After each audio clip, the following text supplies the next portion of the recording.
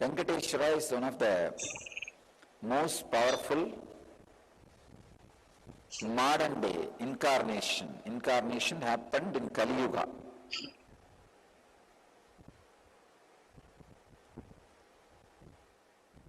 Vishnu came down to Seshadri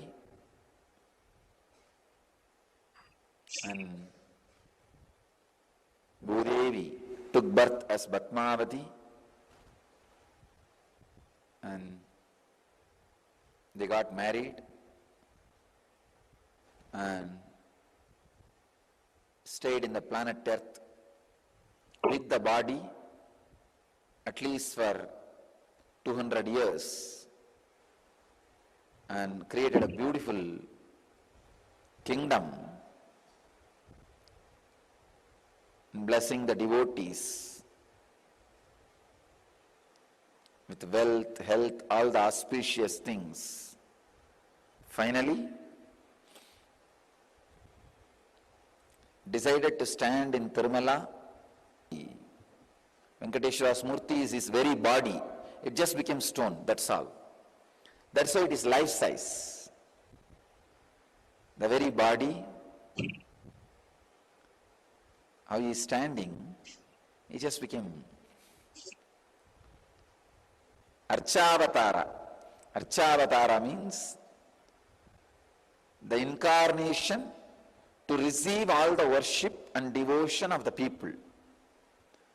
So the Srinivasa became Archavatara, standing in Tirumala and gracing the whole world, whole universe, showering wealth, health, and all the spiritual benefits.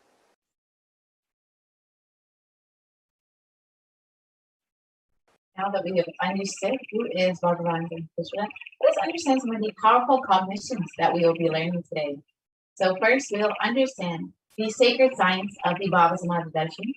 We'll understand about Bhagavan Venkateshwara and the powerful cognitions about wealth and abundance. What is blocking our wealth from manifesting, and ultimately how to manifest wealth and abundance.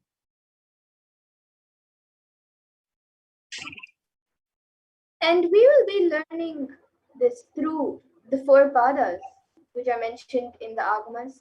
So the first is the Kriya Pada, which raises the electromagnetic force of your existence and connects you with God.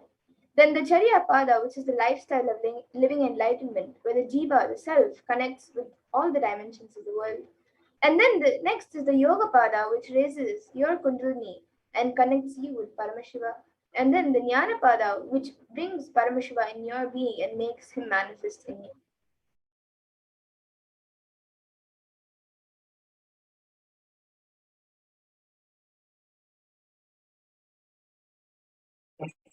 So how will you be able to achieve all of this today? First, by listening, by internalizing, and by manifesting the cognitions and with darshan and diksha of Bhagavan Venkateshwara, manifesting through the Supreme Concept.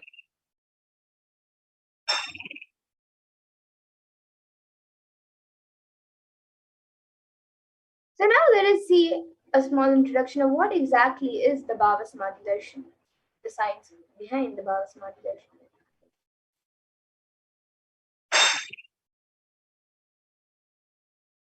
So what is Samadhi? Samadhi means one with the source. Bhava means attitude or aspect. So Bhava Samadhi means being one with the source through this aspect. And the aspect or the bhava that you choose, that bhava being one with the source, samadhi is Bhava Samadhi. And knowing the aspect bhava is the ultimate adi, and being in oneness with that is Bhava Samadhi.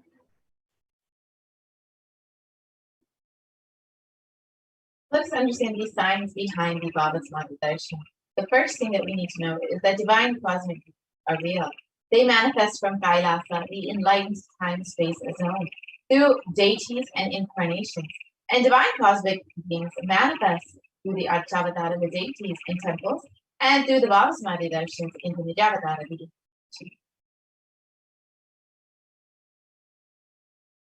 And The Bhava Samadhi also awakens your Kundalini Shakti, which is the latent potential energy in each and every one of us. And this awakening of Kundalini Shakti results in the manifestation of extraordinary abilities, such as the third eye awakening, the ability to have remote vision, then the body scanning, and many other powers such as levitation, teleportation, visualization, and much more.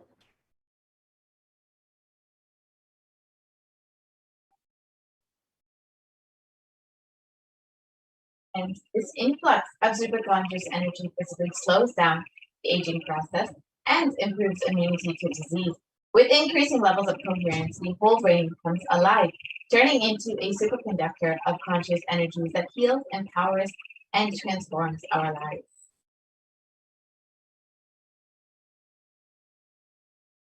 And when you have a darshan or even a glimpse of any divine being or enlightened being, that brings a lasting transformation in you, cleansing the karmas of lifetimes and raising you to the next level of super consciousness. And that is like hitting a reset button on your being.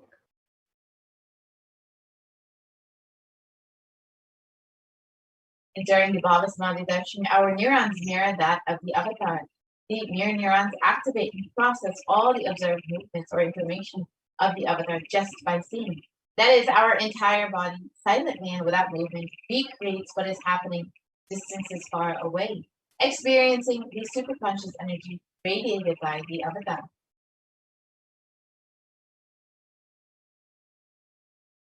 So now let us learn more about who exactly the supreme point of Hinduism is. The one who, out of his extreme love and compassion, is giving us this pure and great science of Bhava Samadhi darshan.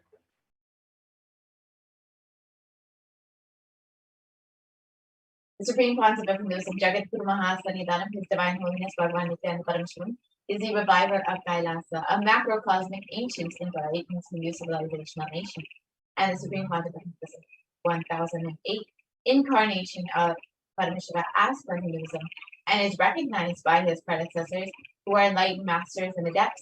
The supreme concept of Hinduism has made the science of power manifestation, yoga, and temple-based universities as a lifestyle for humanity. And the supreme point of Hinduism is also ordained as the 233rd Guru Mahasannidhanam of Kanchi Kailasha Sarvajnapeetham. Then the incumbent emperor of Suryavamsha Sarangi Samrajyam, the present 293rd Jagadguru Mahasannidhanam of Kailasannatha Shyamala-Pita Sarvajnapeetham, and the present Mahamandaleshwar of the Mahanirvani Akada, which is the largest apex monastic order.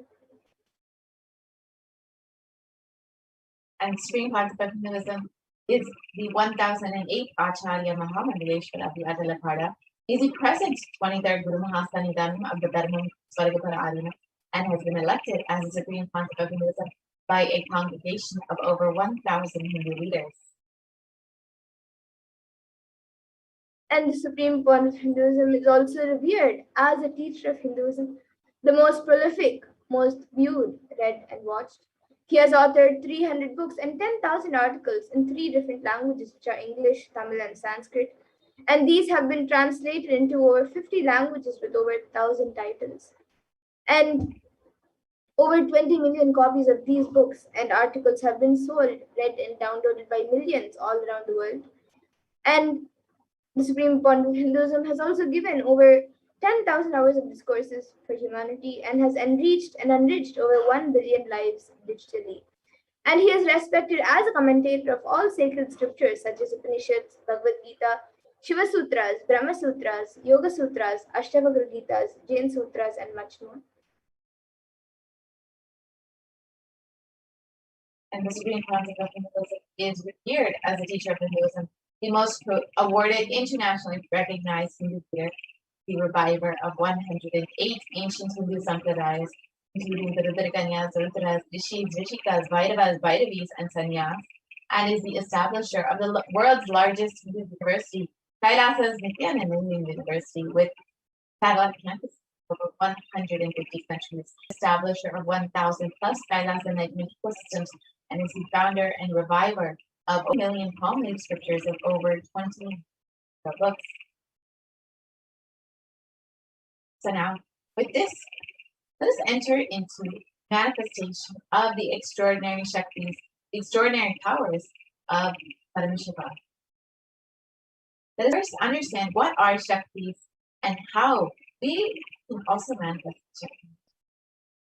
Yes, so today the Balasins and Nithyananda the yogis and the initiated disciples of the Supreme Font of Hinduism will be demonstrating and sharing with all of you the extraordinary Shaktis awakened in us through the Diksha by Supreme Font of Hinduism.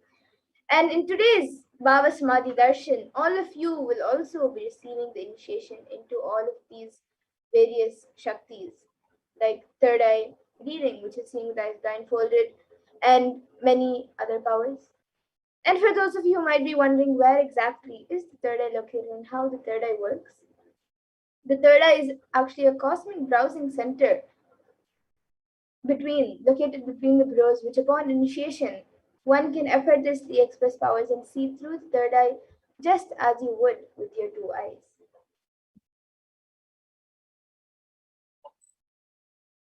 So now let us understand.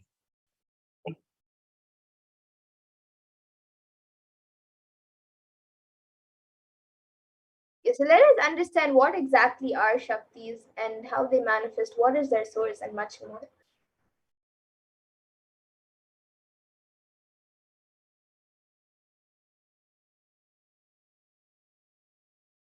So manifesting powers, Shaktis, as described in the Vedas and Agamas, are described as a system, method, and science for human beings to explore the various possibilities and powers and have access to various states of consciousness.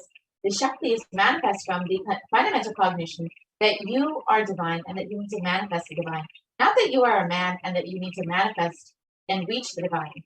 And in the words of the Supreme Font of Hinduism itself, here the foundation is you are Paramashiva. Your unmanifest recognizes that you are Paramashiva. And even if you have not yet manifested, understand that that is why what Paramashiva is revealing through this body and through the system, any samyama you do on powerful cognitions, you manifest only Shaktis, powers, not Siddhi. And some of you might have heard the term Siddhis as a very common term used for any type of extraordinary manifestation. So let us look at the difference between Shaktis and Siddhis. What is the exact difference between Shaktis and Siddhis? So Shaktis express from the space of enlightenment as a side effect of feeling connected and high integrity with the Guru and are a source of enlightenment, whereas Siddhis are powers that manifest from. And the Shaktis of Paramashiva manifest through ordinary human beings in an extraordinary way after initiation from the avatar. Shaktis are permanent. However, Siddhis are not permanent, and Siddhis may divert you from enlightenment. And the source of all these Shaktis is Paramashiva, who is the primordial divinity of Hinduism, the ultimate reality and cause, which is self-effulgent, Swayam Prakasha, all-pervading, unchanging beyond time, space, form, and causality. And as the fundamental base of Avyakta, the unmanifest, and Vyakta, the manifest existence, he performs the Panchakritya, or the five cosmic acts of Shrishti, which is creation, Sthiti, which is sovereign rulership and maintenance, Samhara, which is rejuvenation, Trobhava, which is pulling out of delusion, and Anugraha, which is liberating grace for all living entities.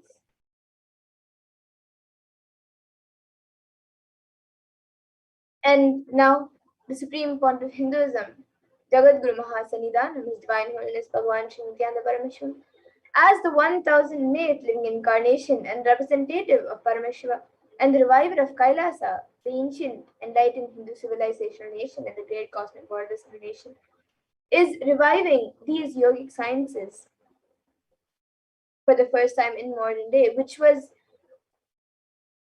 once upon a time, thousands of years ago, a lifestyle which was taught and lived.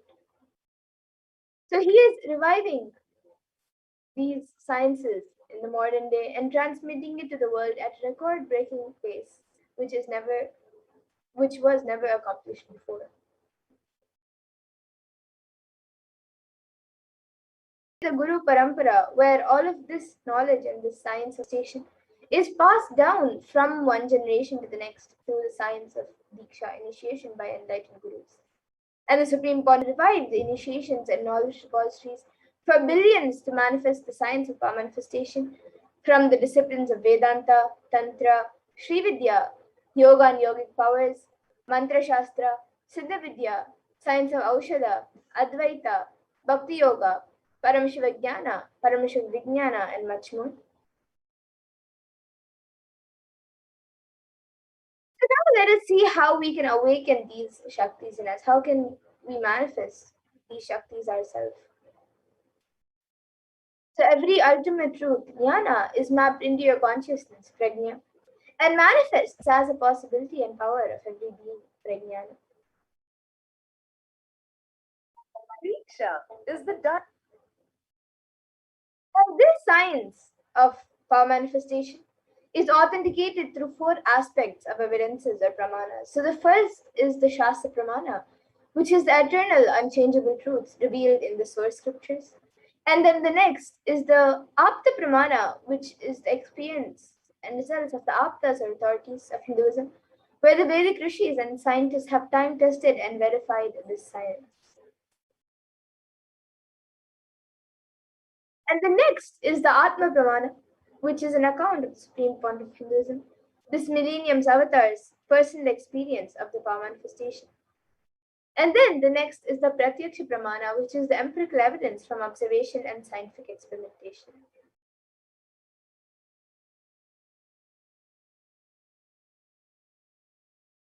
And for those of you who might be wondering, what exactly are these Vedas and Agamas in which Paramashiva has described all of these sciences in a very, very elaborate way. So the Vedas are the ultimate superior authority for Hindus and are pure science where the ultimate truths are explained. And the Agamas are the scriptures where the applied technology and the applied sciences are expanded. So the Vedas and Agamas, the Veda Agamas are given the status of Shruti as they are directly revealed by Paramashiva. They are the ultimate, eternal, unchangeable truths. And a reference cited from these Shastras or source scriptures is called the Shastra Pramana. So now, with that, let us all get ready to witness a very unique and very exciting demonstration of the powers of third eye. After we go through the four pramanas for this power of third eye. So the first, the Shastra Pramana of the power of third eye, comes from the Vijnana Bhairava Tantra, and I will be chanting it now. Kapalantarmanonyasya tishtanmilitalochanaha क्रमेण मनसोदार्द्यात् lakshye lakshyamuttamam. And the translation for this verse is, by fixing the mind on the inner space within the crown center and sitting stably without any movement, having the eyes closed in succession, by that stability of the mind in inner space through the power of the third eye, one directly sees the ultimate goal lakshyam by having the vision beyond the sight that reveals any object or place, attaining the space of oneness with the source, Paramashiva. And the next is the Apta Pramana, where Krishna initiates Arjuna into the power of third eye. Krishna initiates Arjuna into the power of third eye during the revelation of the Hindu Purana Bhagavad Gita, so Arjuna can witness and have a glimpse of Krishna's Vishwarupa Darshan, the vision of his cosmic form. He beautifully says to Arjuna, Natu mam shakyase drashtu manenaiva svachakshisha divyam dadami te chakshuhu pashyame yogamaishwaram. So in this verse, Bhagavan Krishna says, but you cannot see my cosmic form with these physical eyes of yours. Therefore, I grant you divine third eye vision. Behold my cosmic opulence. This comes from the 11th chapter of Bhagavad Gita, which contains the description of Bhagavan Krishna's cosmic form. And the description of Bhagavan Krishna's cosmic form is completely narrated by Arjuna and Bhagavan Krishna through his third eye.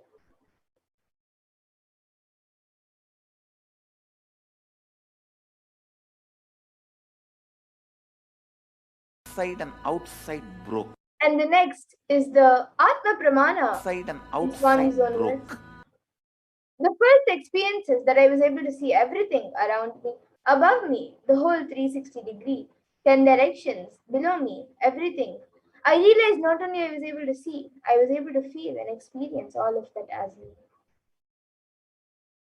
We can go to the next slide. And then the next is the Pratyaksha Pramana. So all of you can see the empirical evidence from observation, scientific experimentation, the Pratyaksha Pramana. So you can see using a PET scan, a PET, a positron emission tomography. Study measures were done on the brainwaves of the Supreme Point of Hinduism. And it was measured that when doing daily activities, there is high activity measured in the brain where the third eye is located.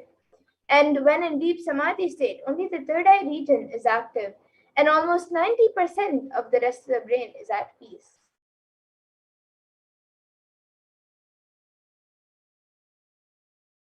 And now we will be getting into the Sakshi Pramana, the live demonstration of these extraordinary Shaktis.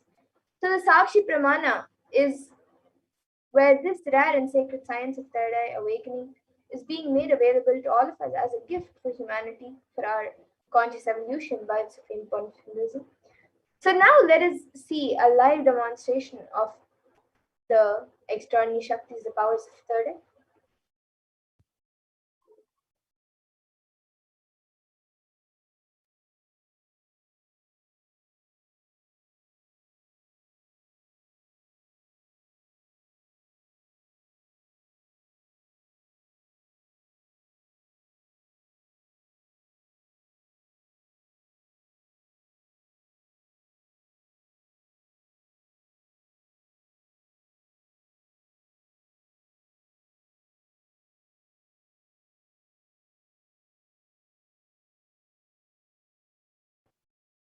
Yes, so here with me now, I have this IBAN which I will be using for the power of third eye. We can stop the screen share.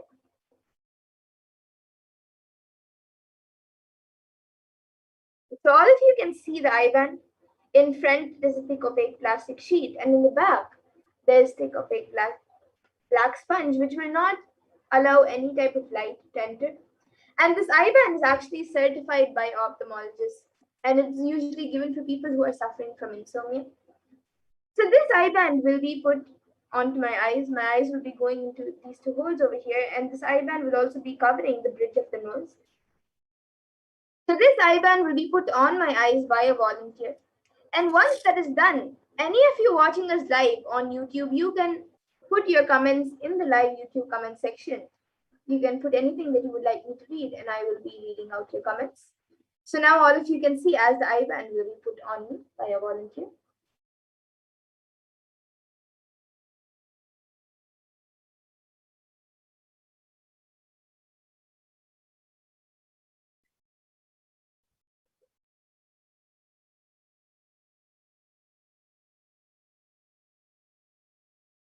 You can move a little to the left. Yes. So now the IBAN has been put. I will be turning to my right, left, up, and down. So all of you can see that the IBAN has been put. There's no gaps anywhere. And now, any of you watching us live on YouTube, you can put your comments in the live YouTube comment section. The YouTube comments will be projected in front of me now, and we will also be projecting it for all of you.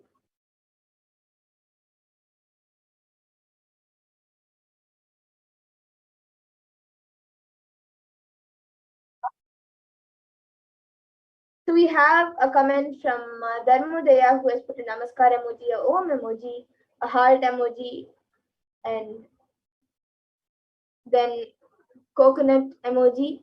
It's one broken coconut and one full coconut. And then a fire emoji, a Trishul emoji, and then a smiley emoji.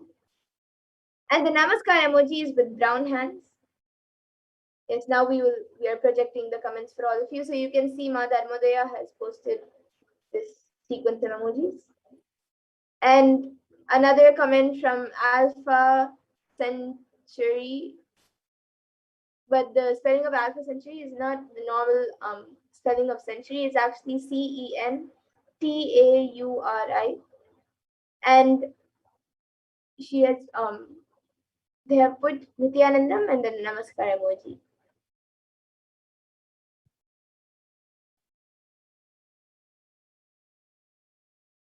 Yes, so all of you can see the comments.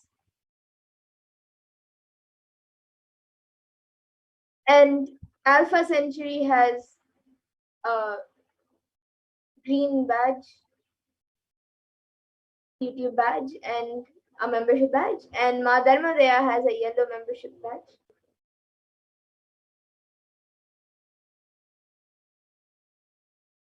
Yes, anyone else also watching us right now? You can put in your comments.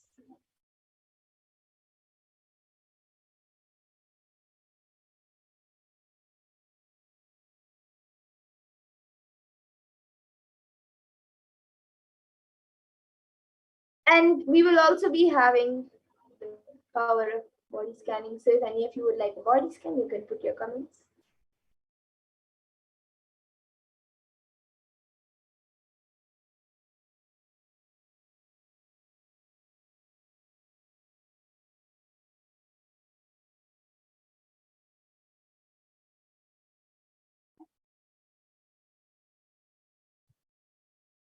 And maybe Alphas and Cherry and Ma Dharmadaya, if you would like to put any other comments as well, you can put in your comments. It can be a sequence of emojis, numbers, letters, words, sentences. It can be anything. It can even be something that does not make sense at all. And anyone else also watching us right now live on YouTube, even you can put in your comments.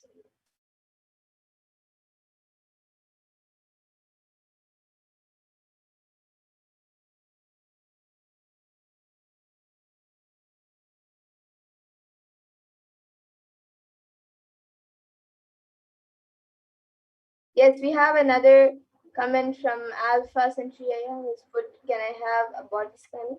Yes, we will be doing a body scan. But I request if you can put your actual name, as a proper consent is needed for this power.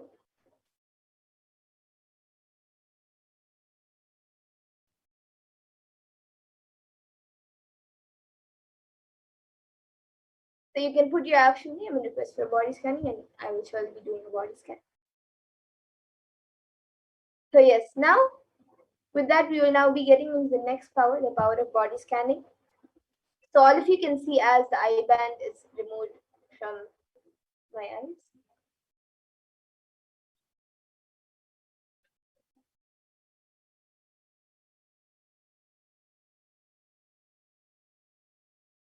Yes, so you can all see the eye band.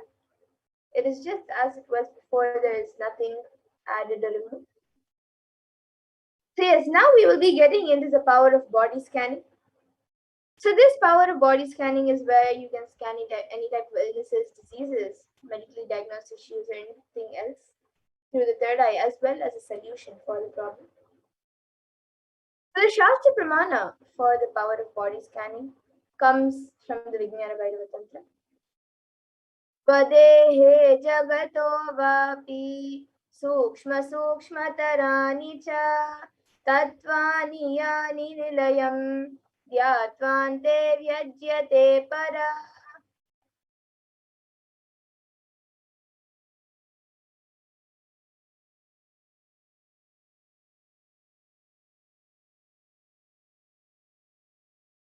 And the translation for this verse says, Bhagwan Parameshwara says, cognize deeply that from the subtle to the subtlest constitutive principles of your whole body, Swadeha, or the whole universe simultaneously consist of the essential reality. They are being absorbed in their source cause Paramashiva. By the experience of such rest becomes complete from all thoughts, and the ultimate universal divine power, Paradevi Adi Shakti, is revealed, and supreme power manifestation happens.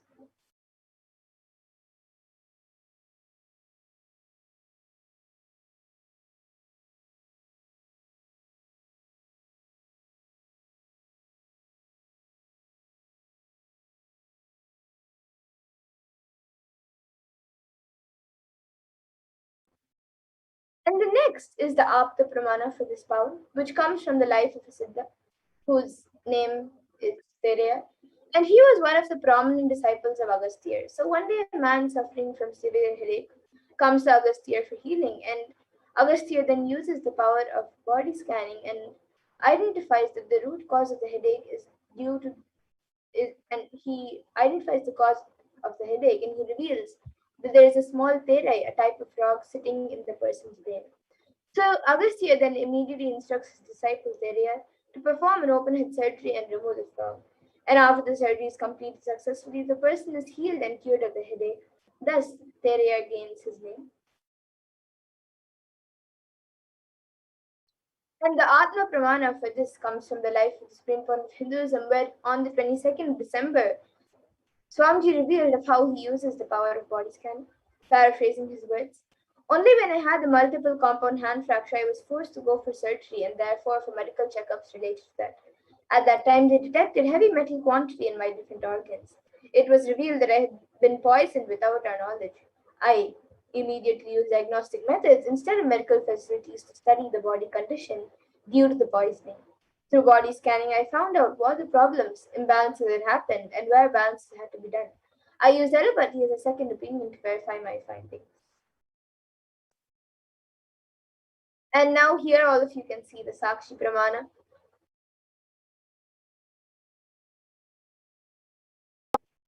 The extraordinary manifestation of body scanning. And here are just a few sharings. But thousands around the world have experienced this power, and all of you will also be able to experience this power and manifest this power once you are initiated. And now we will be getting into the live demonstration of this Shakti.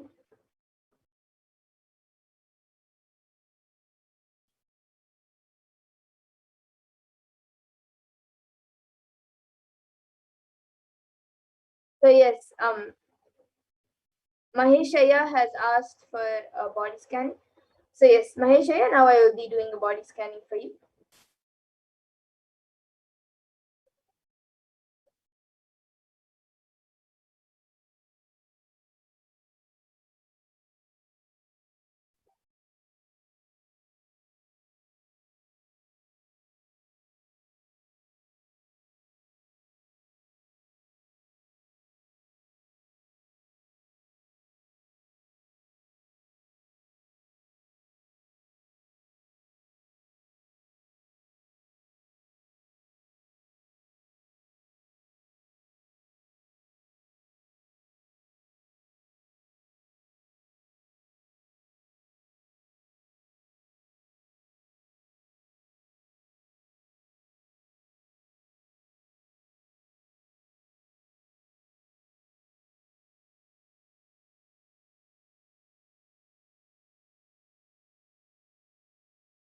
Yes, so Mahesh, Aya, what I was able to see for you was that you are having slight muscle pulls that I was able to see.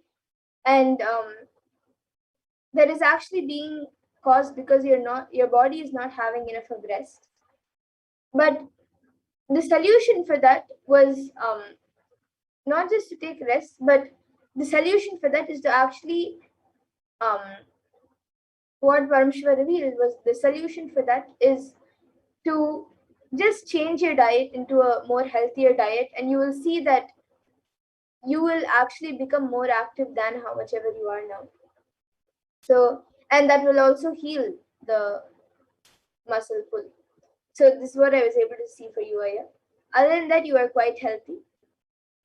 And yes, Ma Mahagovinda Rupini has asked for a body scanning. Yes, Ma, now I'll be doing a body scan for you. And Mahesh Iyer, you can get back in the comment section if you were able to relate.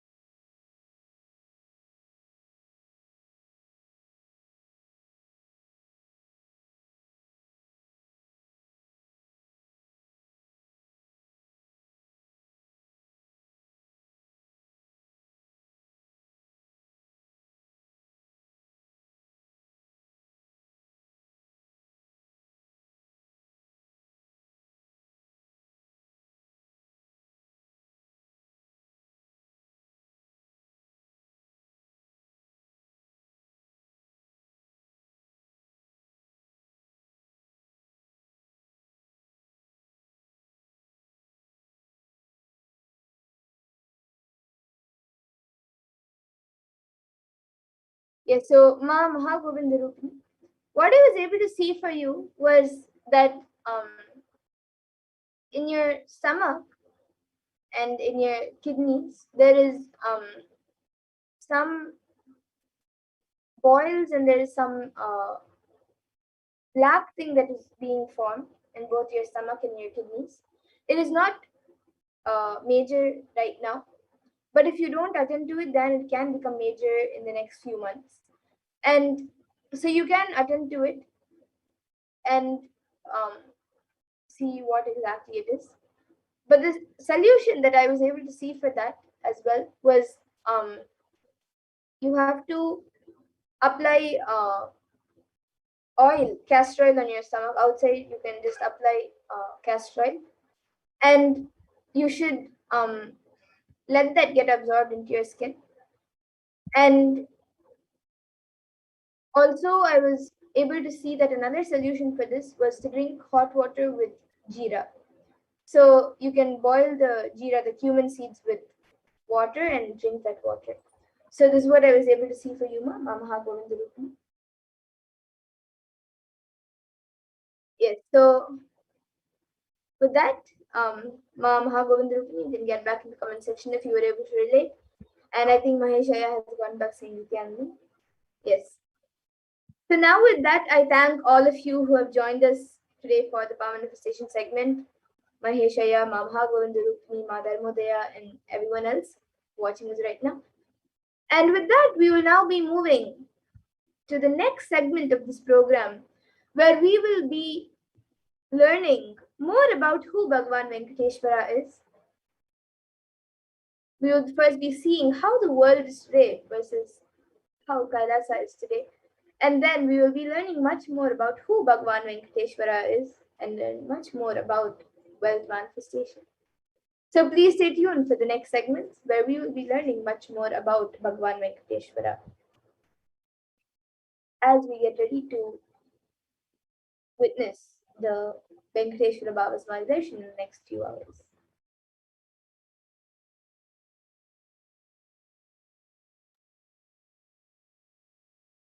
So let us first see the world today versus Kailasa today.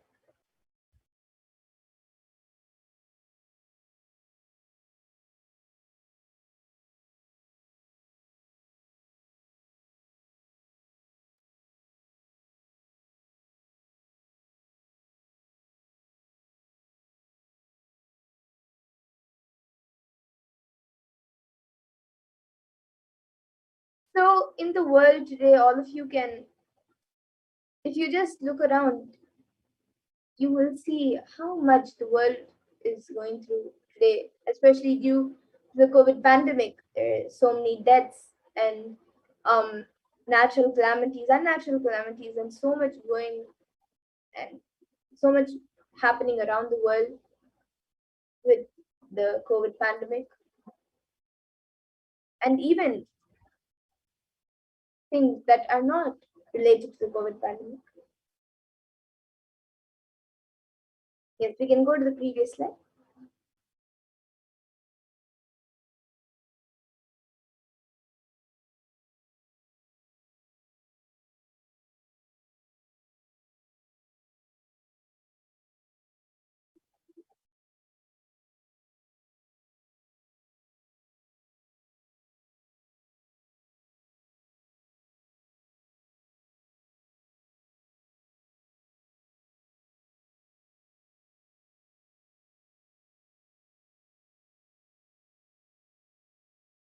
And if you see in the world today, the rate of depression and anxiety has gone to a very high level. And yes, so now let us learn who is Bhagwan Venkateshwara. We can go back to the previous slide.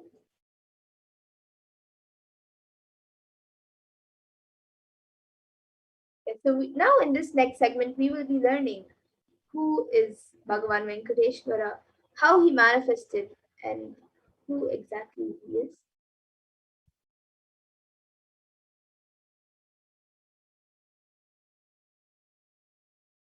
So Venkateshwara is one of the most powerful modern day incarnations that happened in Kali Yuga. Mahavishnu came down as Sheshadri, and Bhudevi took birth as Padmavati, and they got married and stayed on planet Earth with the body for at least 200 years and created a beautiful kingdom, blessing the devotees with health, wealth, and all the auspicious things.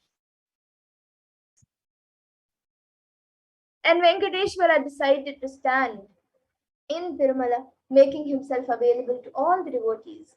And he just became a deity. The very body, how he is standing, now he just became the Archavatara. The Archavatara means the incarnation in the form of the deity to receive all the worship and devotion of the devotees.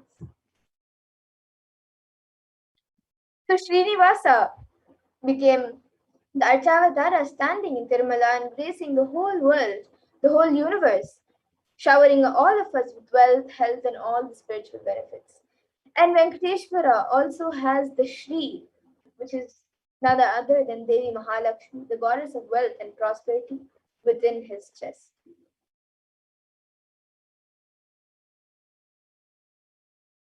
And there's actually just one jewel which Bhagwan Venkateshwara is wearing, which till date we are not able to put any value for it.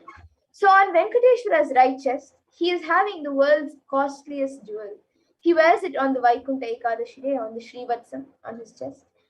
And that jewelry is called the Vaidurya. The Vaidurya diamond, if it is at least 1,000 years old, it is at least 1,000 years old, and it is older than a normal diamond itself. So that jewel is supposed to have come out. It is said to have come out of the churning of the Milky Ocean, and there's only one piece available in planet Earth, on planet Earth, and that one is the one that Bhagwan Venkateshwara is wearing. So here we have a small story which describes the energy field of Tirupati. So Ramanuja, one of the enlightened masters from India, was staying for many days in Tirupati, Tirumala, with his disciples. And one day Ramanuja was getting ready to go back for the pilgrimage back. So he packs his bags, some food, and he walks all the way, the full day along with his disciples. He goes down the hill. And in the evening, when they reached the downhill and they opened their food for eating, they found that there were a lot of ants in the food. So the disciples started to clean the ants. But Ramanuja just stopped them. He said, "No, don't do." He just packed the whole food safely, not leaving even one ant behind, and walked all the way back up the hill without having any food, especially in the night, and all wondering what was happening. And after going to the top of the hill, Ramanuja again opens the food and he said, "Now leave the ants here because we don't know how many janmas, lifetimes they meditated and did punya to take birth in the presence of Tirumala, the energy field of Venkateshwara. We have no right to take them out of this energy field and leave them somewhere else." So even when masters become deities, siddhas and enlightened beings come to live around their presence. So when deities become masters, naturally all the siddhas and all the higher level beings come to live around them. So here we have the Shastra Pramana which describes Bhagwan Vishnu, Bhagwan Venkateshwara from the Narayana Suktam verse 1. And it says, Sahasrashirsham Devam Vishwakam Vishwashambhuvam Vishwam Narayanam Devam Aksharam Paramam Padam. And the translation for this verse says, the universe is the eternal being, Narayana, the imperishable, the supreme, the goal, multi-headed and multi-eyed, omnipresent and omniscient, the resplendent, the source of delight for the whole universe. And in the Brahmanda Purana that contains the Sri Venkatesha Sahasranama, the 1,000 names of Lord Venkateshwara, is what occurs as a conversation between sage Vashishta and sage Narada. And it also contains the Venkatesha Ashtotra Stotram, which are the 108 names of Lord Venkatesha. And one of the verses very beautifully says,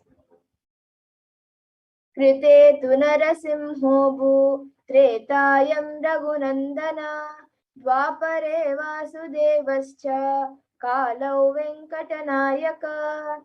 And the translation for this verse says, in Krita Yuga, Lord Narasimha; in Treta Yuga, Lord Sri Rama; in Dwapara Yuga, Lord Sri Krishna; and in Kali Yuga, Lord Sri Venkateshwara are called the Pratyaksha Daivams, the living deities.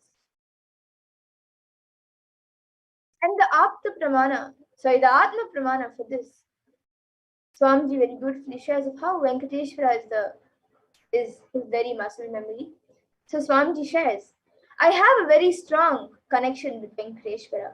My mother came to know that she was carrying me when she was on a pilgrimage to Venkateshwara temple in Tirupati. The circumambulating the temple by rolling on the floor around it.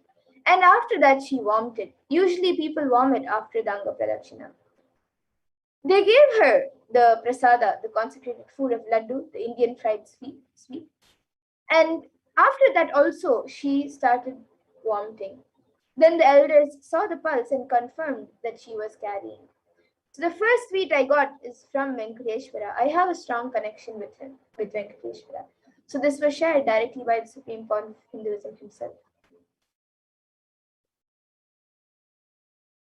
And in the Vishnu Sahasranama, Parashakti verse 6, it describes the benefits of worshipping Bhagavan Venkateshwara. It says, Yasha prapnoti vipulam yati pradanyameva cha achalam shriyamapnoti shreya prapnotyamuttamam.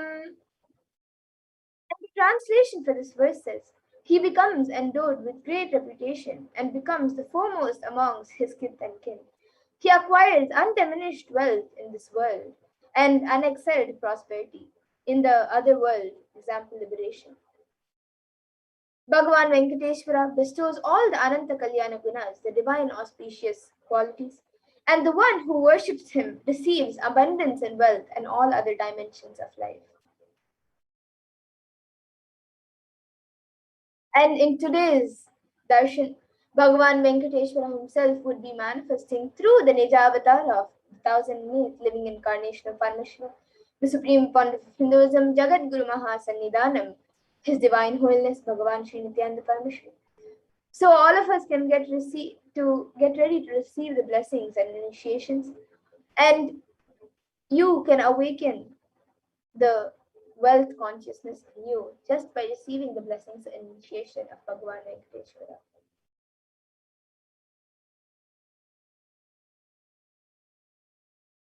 So in the Hindu tradition, in the Vedic tradition, we have two dimensions of wealth creation.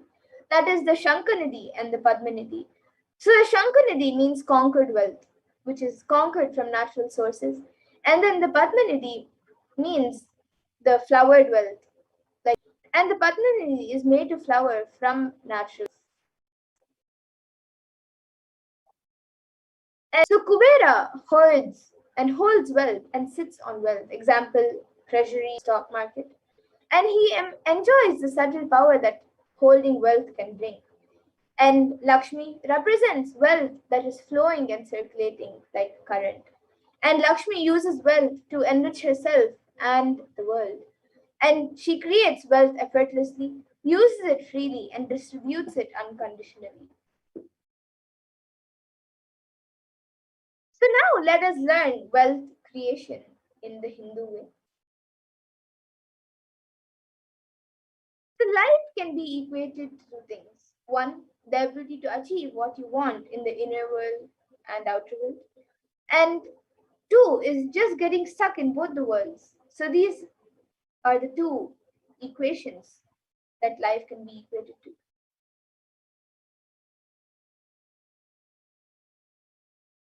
So, and the right diagnosis is that everybody wants wealth, but they do not increase the life in them to the level they want it.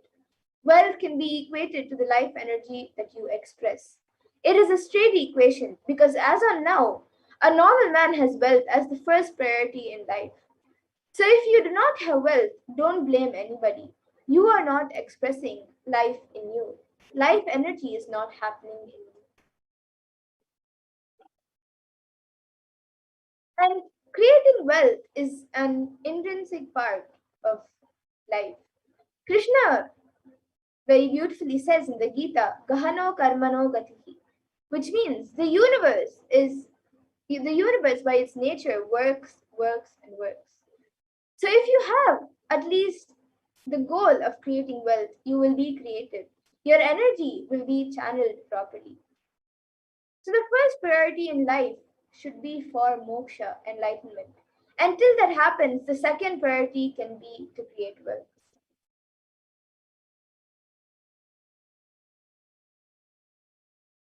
And let us see why we should create wealth. So creating wealth can make you non-violent because your whole energy becomes active, and creating wealth brings tremendous interest in life and non-violence. And wealth is not just an object or a thing to be achieved. Wealth is an extension of you. So anything that adds to you is wealth. The quality of your health that you enjoy, the state of your relationships, the fulfillment that you experience in your career or your mental state, your sense of inner fulfillment, anything that adds to your life is wealth. And all these are measures of the success with which you have created wealth in your life. And wealth is not actually just money. Money is one wealth, currency is one wealth, the assets are one wealth, and being alive and active is one wealth. So all the four put together, money, currency, assets, and being alive and active is what is called wealth. And wealth is neither bad or good, it is a utility.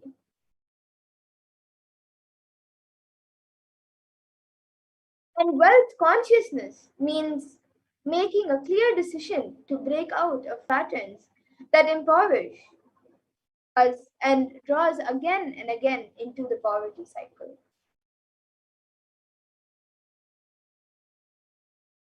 And if you don't manifest your desire, you actually don't manifest your desire, you manifest your cognition. So anything that you cognize, you believe, and you perceive, you manifest that as a reality.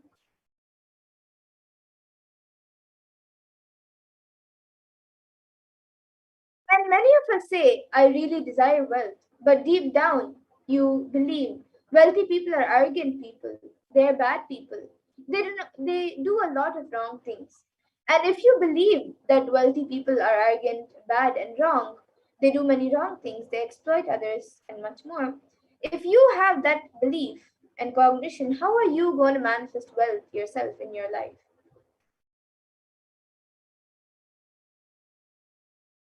So, your perception is the material out of which your reality is manifested, your reality is made.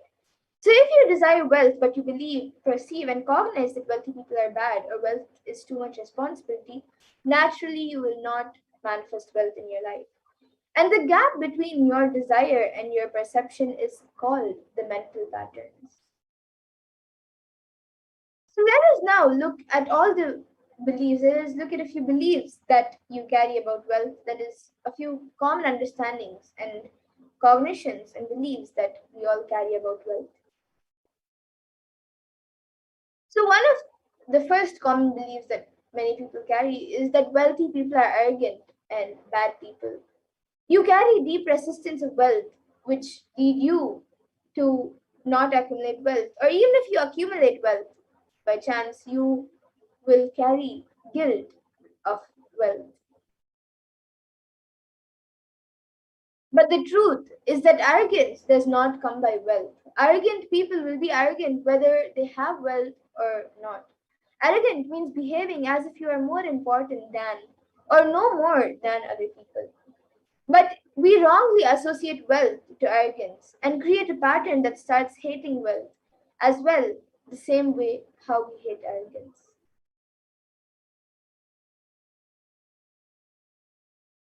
And another common belief that many of us have is that poverty is good. Deep inside us, we label poverty as a good quality and we feel reverence and respect for poverty. But if you have this belief, how are you going to generate wealth yourself? And another common belief that many of us have is that handling wealth is more responsibility. We may feel uncomfortable, whatever I want, I will not get. Or maybe you came to this conclusion by looking at some wealthy people who do not have time for themselves. So you might have come to the conclusion that whatever you want, you will not get it because you would have seen people don't have time for themselves. But that is not the truth. So let us now look at a few more inadequate beliefs on wealth that many people have. So one is making money is a sin. But the truth is that you can create as much wealth as you can. Celebrate it and share it. Wealth consciousness is highly creative and it comes with high responsibility. And another belief is that wealthy people work smart, not hard. You might have come to this conclusion by seeing people who don't have time for themselves or who, yes, who don't have time for themselves. But the truth is that you should not be too lazy to bend your body and mind to realize your dreams. If you read any stories of any famous millionaire today, you will see that wealth does not come from a genie in a bottle. And another inadequate belief that many of us have on wealth is that you have to be worthy of it. But the truth is that wealth serves those who are wealthy in their very consciousness. It is not about being worthy. Just wealth serves that those who are wealthy in their consciousness itself. So anything you cognize, you create a certain energy field around you about your cognition. And whatever you cognize and perceive, you attract situations, people, and everything around you to make that cognition into a reality. So all you need is will persistence. So your decision that you are not going to give up on your intention is will persistence. And your mental patterns goes on affecting you, but you always tell, I am too busy to repair myself. It is like sitting in a broken car and going on rotating the handle or pushing and pulling the gears. You can do whatever you want, but the car is not going to move even an inch. And if somebody comes and says, why don't you repair your broken car? You are not moving. You say, no, no, no, I am too busy to repair. I can't get down and repair because I'm hardly going to some place. But that is total and utter stupidity. So you may be desiring to have wealth, but you may not be believing, perceiving, and cognizing that it is your possibility. So the first and foremost step, which is very important, which is a very important step that all of us need to do, is to create an energy field of attracting wealth. So let us now watch a video, a satsang, where Swamiji speaks, Supreme Point of Hinduism speaks about secrets of attracting wealth.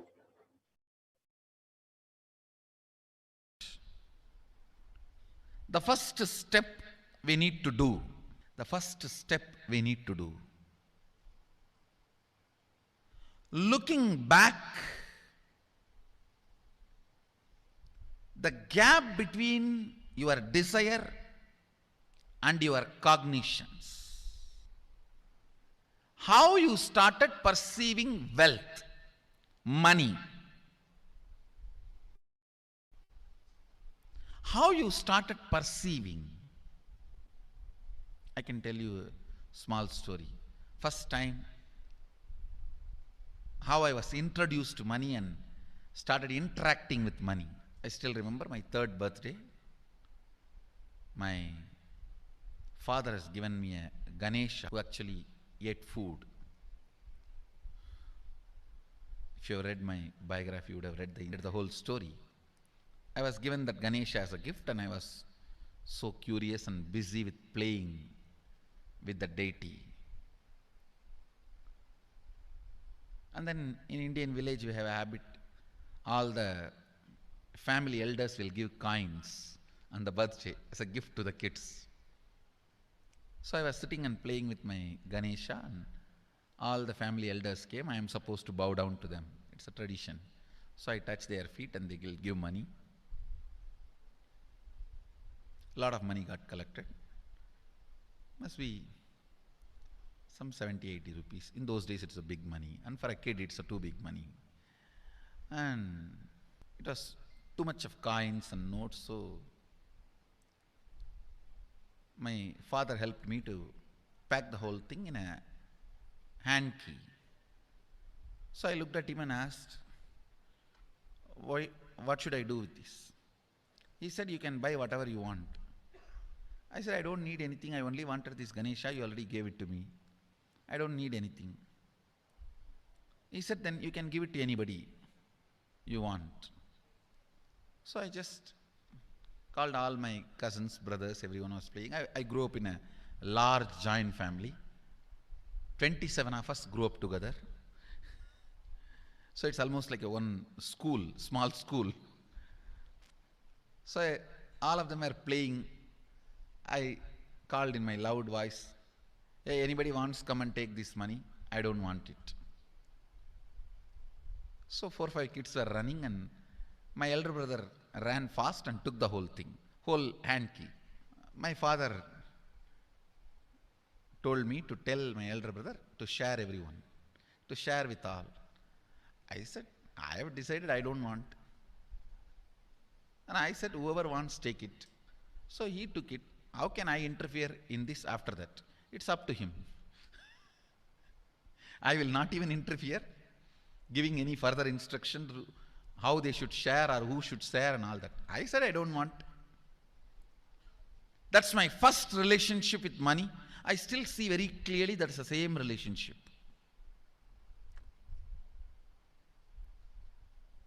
Still I don't touch money. I don't handle. Never felt the need. Anyhow, I am not saying this should be your pattern or this should be your... I am just giving you an example how I started relating with. So now dig out how you started relating with money. That was actually my completion with money. I touched first time money only to give dana. Still I am doing the same thing. Still I touch money only to give dana. How you cognized money, wealth, what all your perceptions and beliefs and cognitions about money. Let's dig out. Let's get them out first. The moment you remember money, does it bring tremendous pain, suffering, impossibility, all that in you? What is the emotion or energy it invokes in you?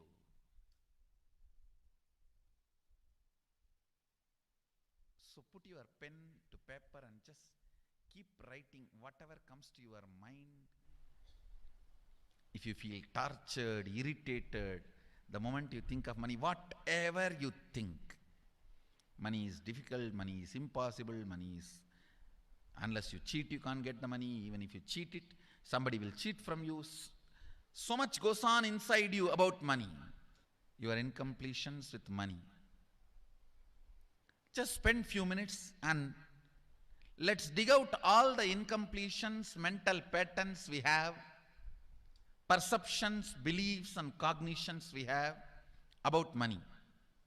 Listen, the first step we need to do now, cleaning up, completing these mental thought patterns, the incompletion patterns related to wealth, and stopping them from recurring. Please understand. Biggest Problem is, when you do not recognize something as a pattern, it continues to exist in you and recur. Please understand. Recurring, for example, today you remember, yes, I have a lot of incompletions and patterns. Incompletion means, let me define.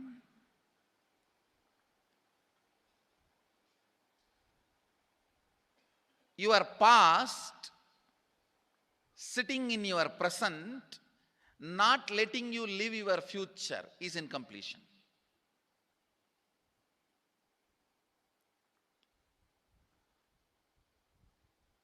It has no logic.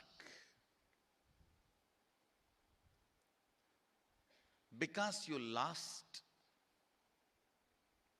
love of somebody, you decide never to love again. It has no logic.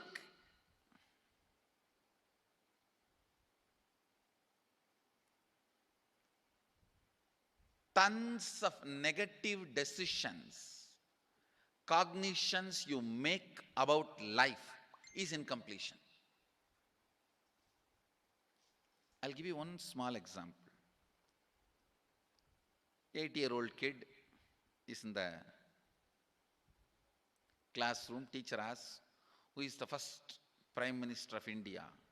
The kid jumps on the bench and shouts, Mahatma Gandhi. Naturally, the whole class laughs,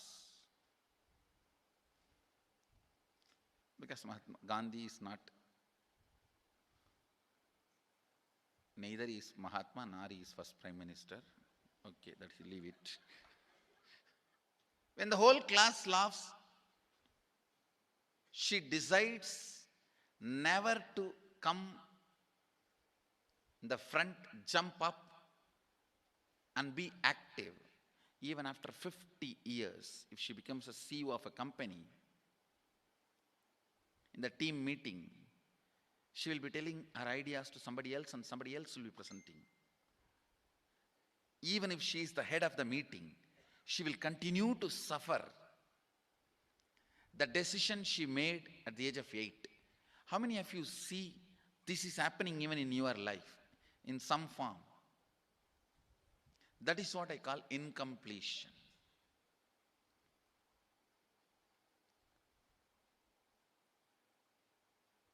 Understand,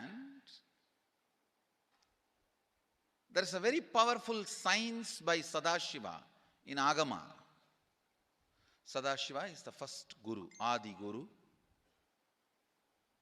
He explains in Agama, I utter this word, many will have many questions. What? Sadashiva? He was supposed to be God. Was he Guru? He was supposed to be energy. Was he teaching? Let me be very clear. He is the pure consciousness beyond time and space, but he also assumed form within the time and space. The formless came in form many times and taught the great spiritual truths to the world. We should not even use the word was. Is the right word.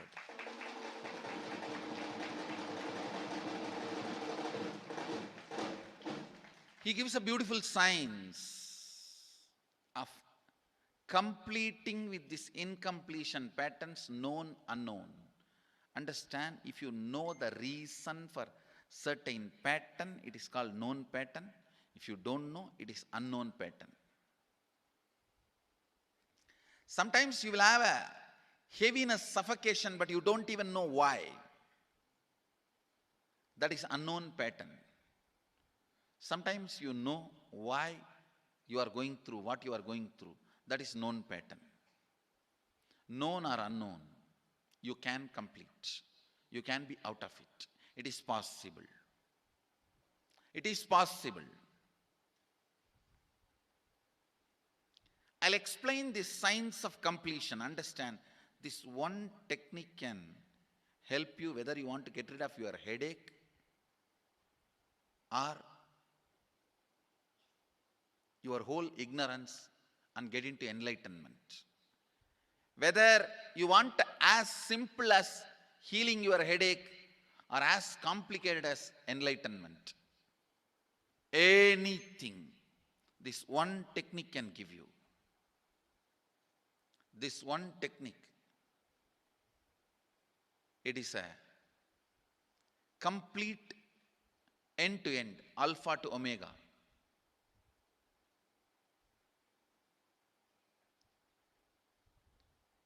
It's from Sadashiva directly. In the Agama, 94th verse, 22nd technique. The chapter is called Shivajnanopanishad and also called as Vijnana Bhairava.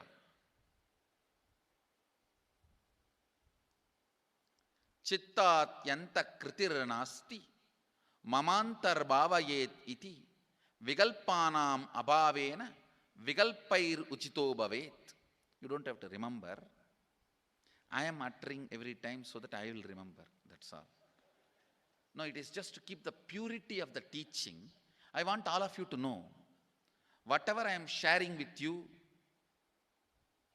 is my personal enlightenment experience, which is in tune with the earlier master's experience. My Apta Pramana, my Atma Pramana in tune with the Apta Pramana, means the earlier masters. The Shastra Pramana. Only that can become your Sakshi Pramana. Never learn from a person who does not have Atma Pramana, enlightenment. He will be only Pandit, repeating.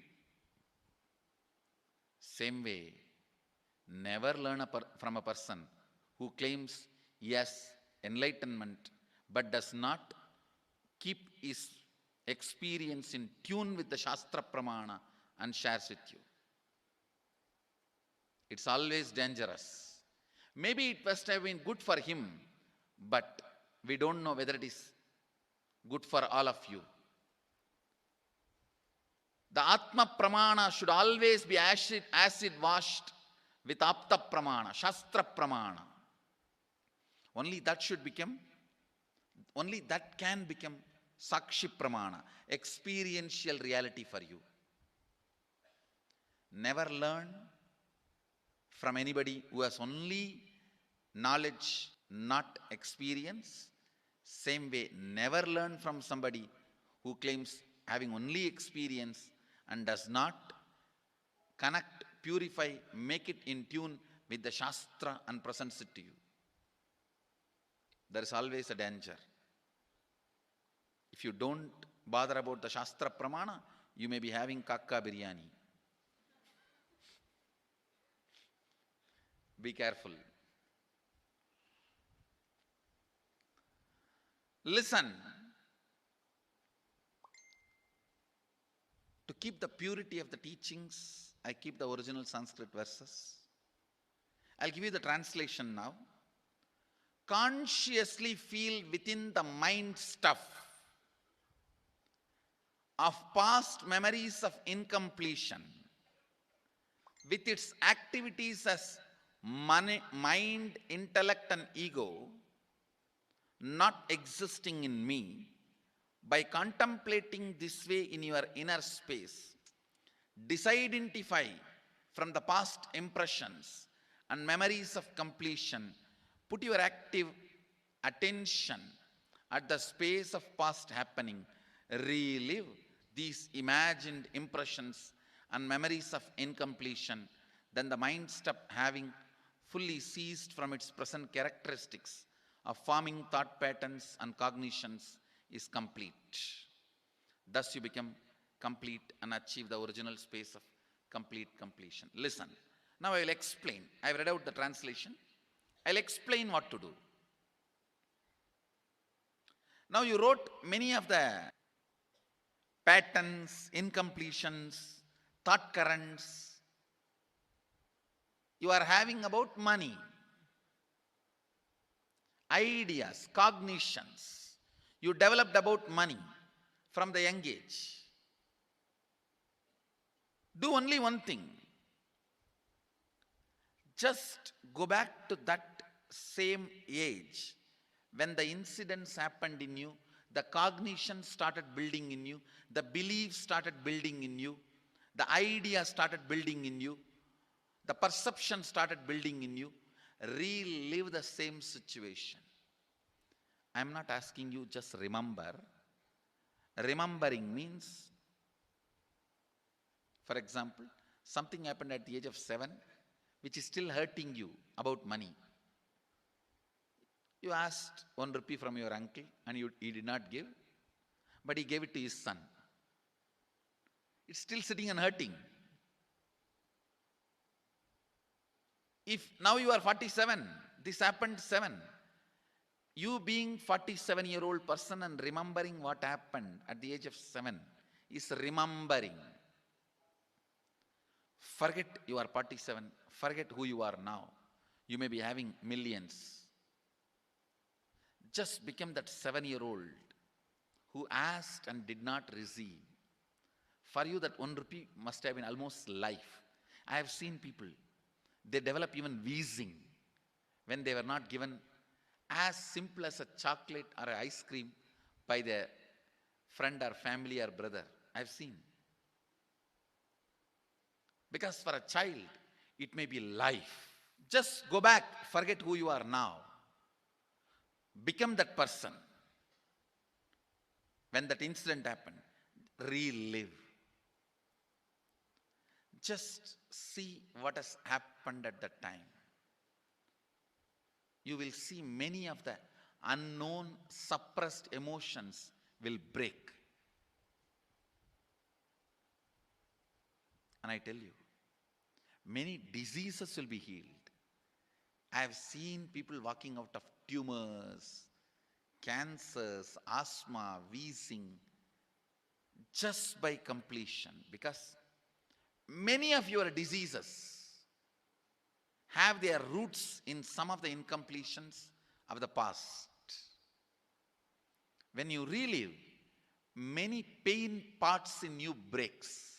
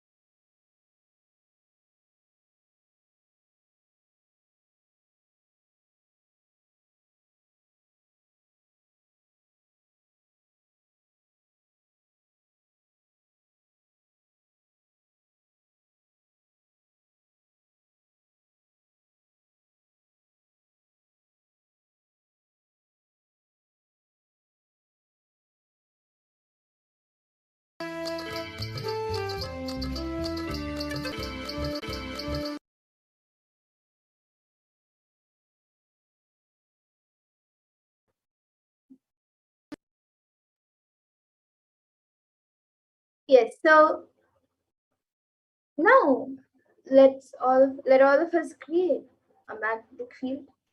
So the first step is to clean up the incompletions and patterns that you carry about wealth and create a right space and a powerful magnetic energy center in you to attract wealth and the situations and people that support you to create wealth like a magnetic energy center for manifesting wealth the way you want. So let us take 5 minutes now and dig out all the incompletions about money. So you can keep writing whatever comes to your mind. The moment you remember money, does it bring tremendous pain or suffering or impossibilities? All that in you, whatever is the emotion or the energy that invokes in you, just start writing it down. The moment you think of money, whatever you feel and you think, whether it is money is difficult, money is impossible, or unless you cheat, you can't get money. And even if you cheat, somebody else will cheat from you. So much goes on inside you when you think about money, your incompletions with money and everything else. So just spend a few minutes and let's dig out all the incompletions and beliefs and mental patterns that we have, the perceptions, cognitions, and much more that we have about money. So you can all now take 5 minutes and pen all of this down. Yes, so you can take a few moments and dig out whatever incompletions that you carry about wealth. So maybe carrying some ideas that money is impossible to make, that you don't know how to make money, that the money that you make is lost, whatever cognitions, whatever negative ideas that you carry about wealth, spend a few moments, dig out all of those incompletions, dig out all of those cognitions that you carry, and spend a few moments to write all of those down. And all of the beliefs, the mental patterns, the negative ideas, perceptions, and cognitions that you have about money. Write those down now. Just take a few moments and pen all of those down.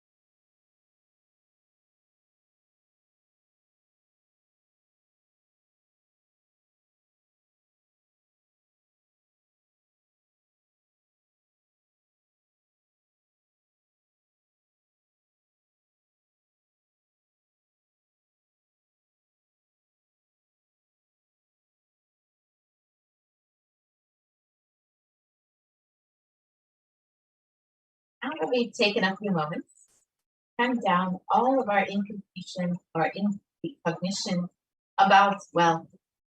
Let's now move to the next part of the exercise.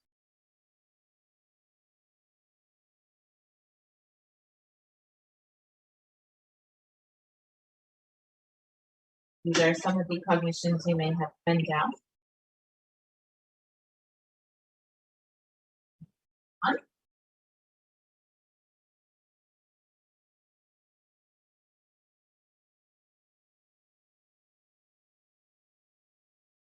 Each belief or cognition that you create starts from a particular incident in life. So now, in this part of the creation process, we will sit down and identify each incident where the wrong cognition or incomplete beliefs about wealth started forming. And so this may be something very small. For example, when you were young, you wanted some candy, and your mother might have said, "No, you don't have money for that." Or you may have wanted some new clothes, and you may have been denied that. Whatever small incident, small or large, whatever the incident may be, there will always be a root incident that this cognition has started from. So take a few moments now to put down all of those root incidents that have created this cognition, and will sit and relive and relieve each of these incidents. So you will come to the same, go back to the same age when that incident happened, and when the idea, belief, or perception started building. Right?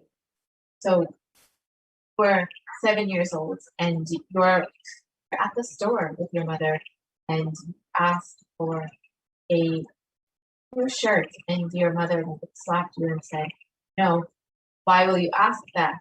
You do not have money for that." And from that time, you always had this poverty consciousness inside of you, that there's never enough for you. If this is just an example, so whatever this incident may be, go back to that same age, that 7-year-old. Remember what you were wearing. Remember what store you went to, what your mother said to you. And don't just remember, relive each of those memories. Live that same feeling that you had when you were 7 years old, or whatever age you would have been, and when your mother would have said something to you, or whatever age you were when this incomplete cognition started building inside of you. And pen all of that down and relive each incident and relieve each of these incomplete cognitions that you carry about wealth. So now we can take a few moments to go through this completion process and ensure that you spend the time to write down each incident or each incomplete cognition that you carry about wealth. So let us take some time to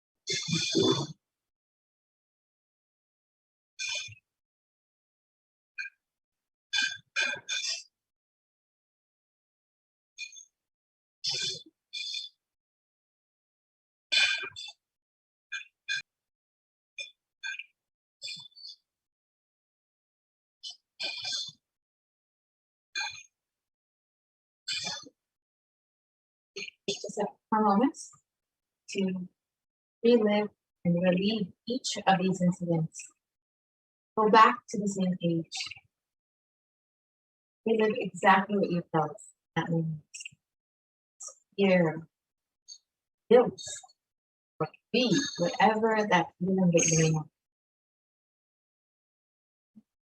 That exact feeling. You live in that one child. Remember yourself as a young child. You live exactly that entire experience. That experience, that incomplete vacation.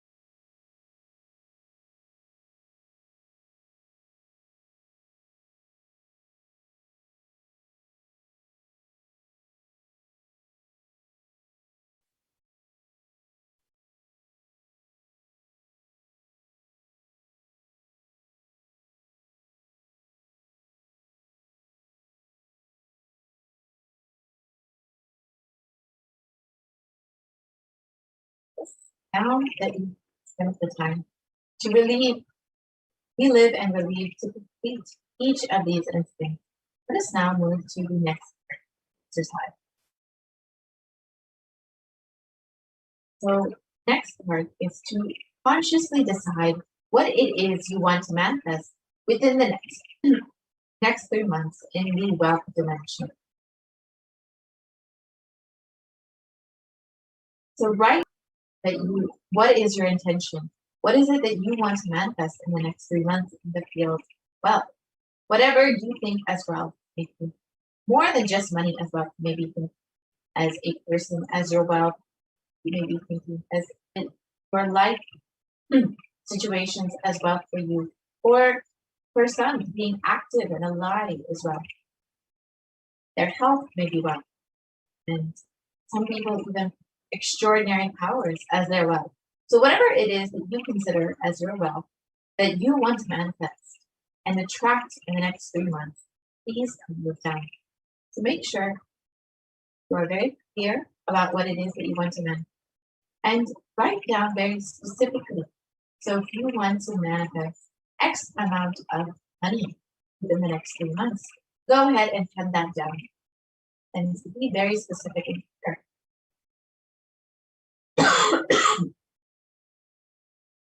And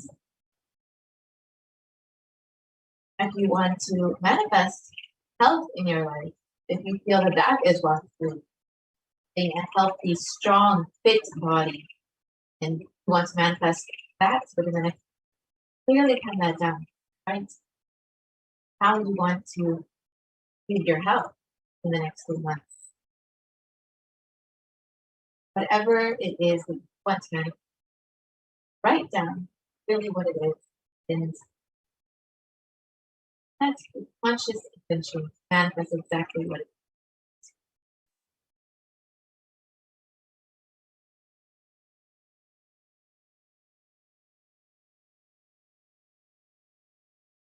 let us go ahead and pen down all of our intentions and what it is that we want to manifest in the next 3 months. So let's make it very specific for the next 3 months so it is something clearly visualize, understand, and very consciously decide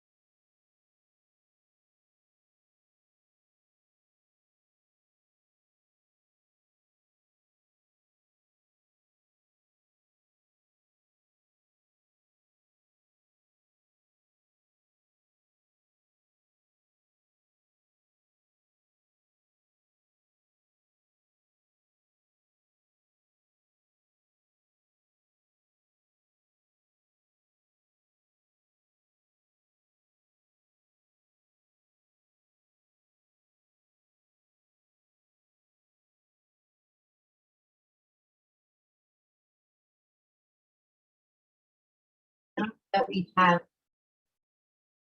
written down exactly what it is that we want to manifest in wealth and fortune. Let us move to the next part of the exercise, where we will understand exactly how we can manifest what it is that we. It is only through Guru's grace that we can manifest whatever it is we want in our lives.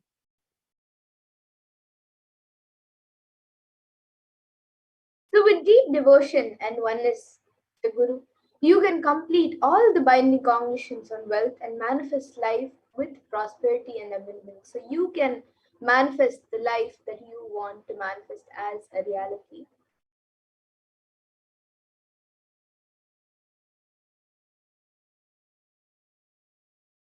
And in the Guru Gita, which Paramashiva himself describes the importance of Guru, in the 23rd verse it says, Gukarastvandhakarascha Rukarastej uchyate Ajnanagrasakam Brahma Gurareva na samshayah. Yes, and the translation of this verse, the syllable Gu is darkness, and the syllable Gu is said to be light. There is no doubt that the Guru is indeed supreme knowledge that swallows the darkness of ignorance. And the 18th verse of the Guru Gita also says, Guru Murtim Smare Nityam Guru Nama Sada Jape Guru Rajnanam Prakurvita Gururanyanna Bhavaye.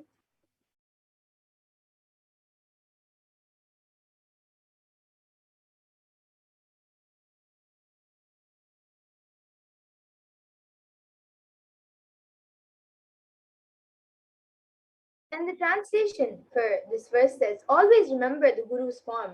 Constantly repeat the divine name given by the Guru. Always follow the Guru's commands. Think of nothing other than the Guru.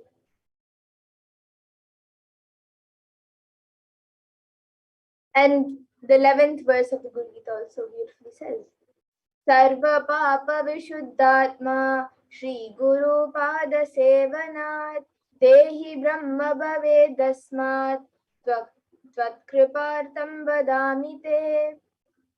And the translation for this verse says, out of compassion for you, I shall tell you how the embodied soul becomes Brahman, having been purified of all sins by serving the feet of Guru. So now let us see who exactly is the Guru, the importance of the Guru. So the Guru is not a mere Vyakti, a person. He is, as you imagine, he is a Tattva, a principle. He is simply a physical representation of the divine. In the Vedic tradition, the spiritual teacher, the Guru, is said to be more important than God himself. So God is always and everywhere, but it is the Guru who opens the disciples' eyes to the existence of God. So Guru is the doorway to one's own experience of the divine.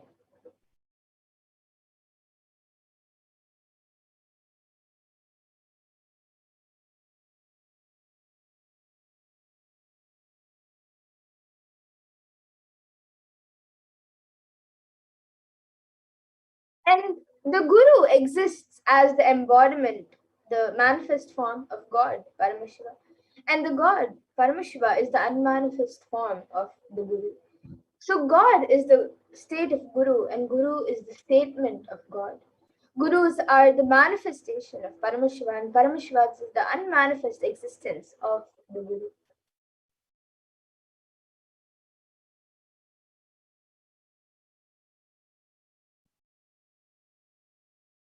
And Guru Bhakti is intense, pure, and is an existential energy which can liberate you from all known, unknown, and unnecessary delusions.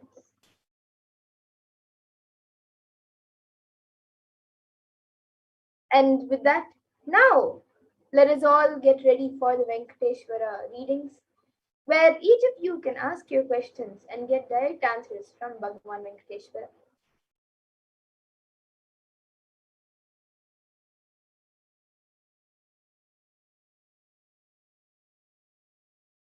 the blessings and grace of the Supreme Point of Hinduism, Jagat Guru Mahasannidhanam, His Divine Holiness Bhagavan Sri Nithyananda Paramashivam, a group of disciples have been initiated to have the Sarupya of Venkateshwara, embodying the grace and form of Venkateshwara.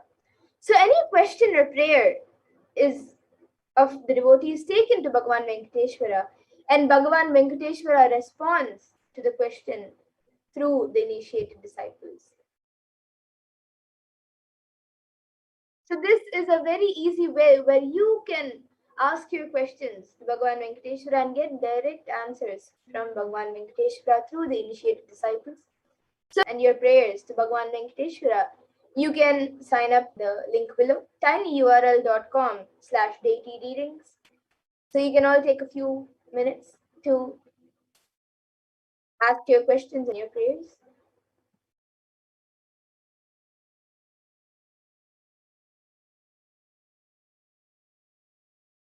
And before we get into the Venkateshwara readings, let us see and have a darshan of Swamiji and Venkateshwara.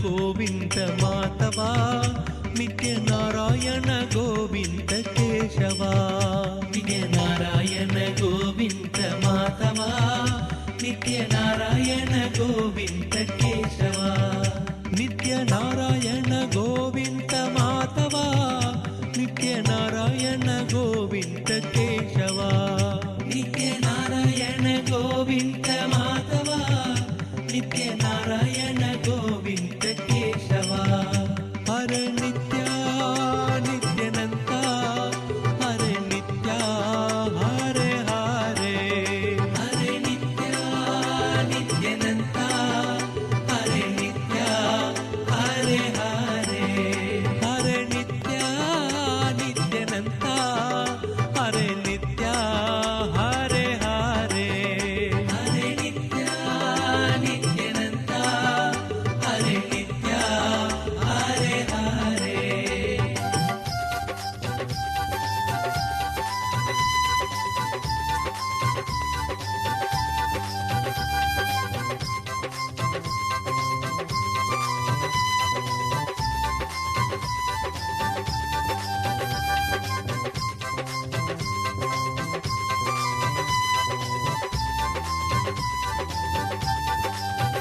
नित्य नारायण गोविंद माधवा नित्य नारायण गोविंद केशवा नित्य नारायण गोविंद माधवा नित्य नारायण गोविंद केशवा नित्य नारायण गोविंद माधवा नित्य नारायण गोविंद केशवा नित्य नारायण गोविंद माधवा नित्य नारायण गोविंद केशवा हरे नित्या नित्यानंता हरे नित्या हरे हरे हरे नित्या नित्यानंता हरे नित्या हरे हरे हरे नित्या नित्यानंता हरे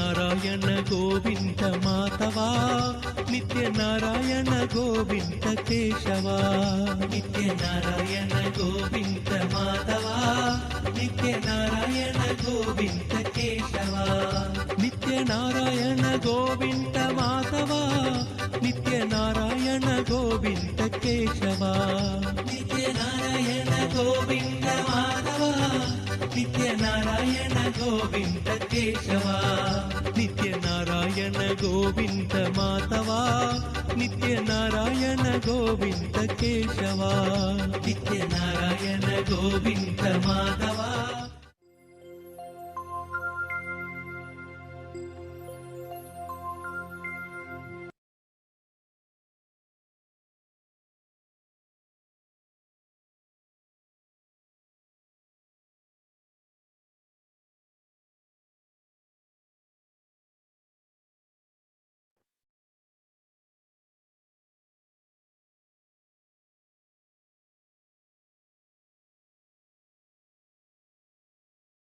Yes, so all of us want to live with wealth and abundance in our lives. We want to live like Bhagavan Venkateshwara. However, we have many questions like, is it possible for me? How long will it take for me to realize it? I have tried before but have not been successful. And is there any instant way for me to manifest and experience this truth? Does Hinduism offer a solution that is instant and immediate? So here today you can experience these answers by by various ways. So now we will be getting into the Venkateshwara readings in a few minutes. You can all sign up in the link given. tinyurl.com/ask-readings. You can go back to the previous slide. Yes. So the link is being projected. All of you can, if you would like a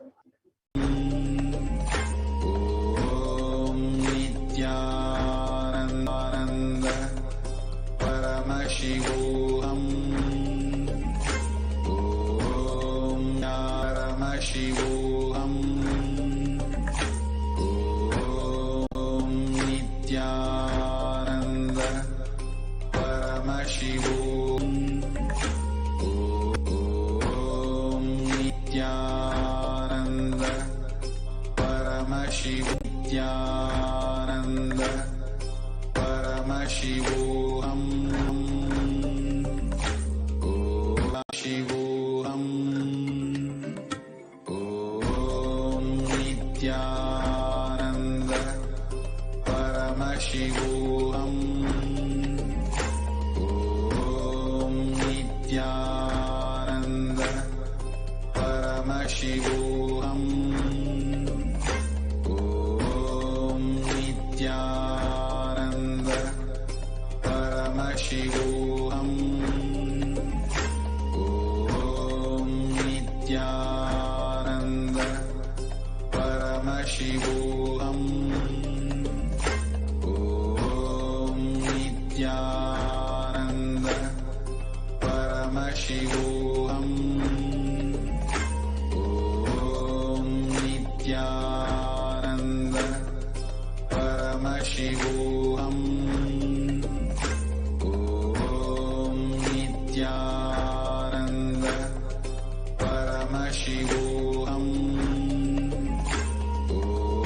Om Nithyananda Paramashivoham Om Nithyananda Paramashivoham Om Nithyananda Paramashivoham Om Nithyananda Paramashivoham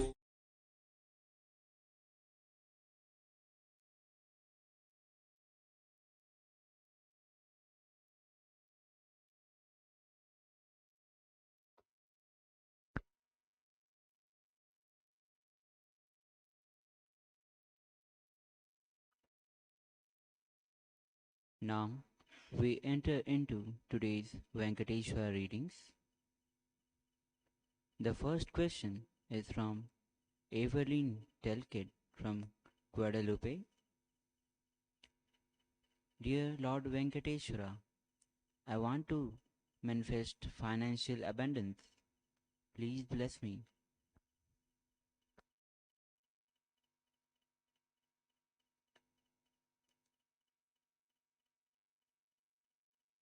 Tathastu.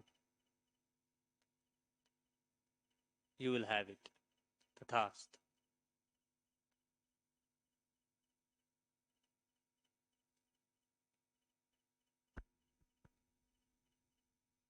The next question is from Forbin from Guadalupe.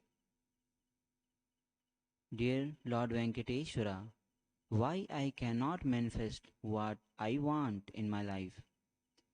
Please help me to go deep inside to find my incompletions, wound that I had in childhood. Thank you, Lord Venkateshwara.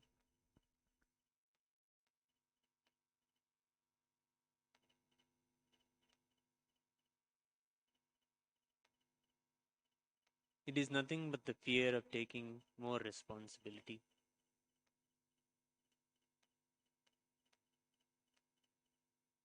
See that and complete with it. Tathastu.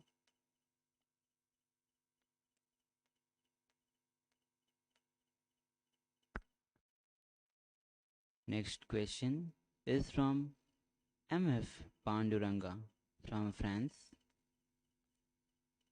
Lord Venkateshwara, how can I know my Ishtadeta name? Thank you.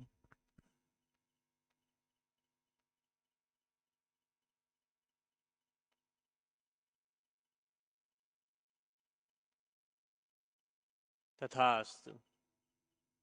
Have the Baba Samadhi darshan of Venkateshwara Swami. Your Ishtadevata is Venkateshwara. Tathastu.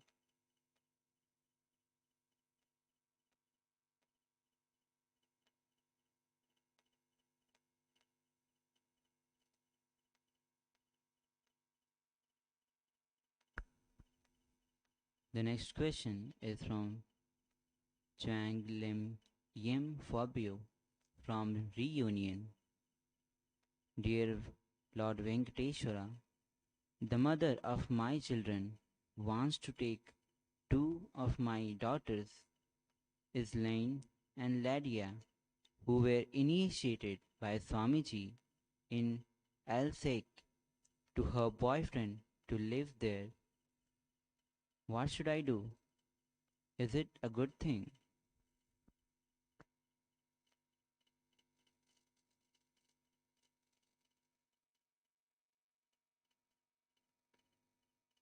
As much as possible, give the teachings of Swamiji and keep Swamiji in their lives.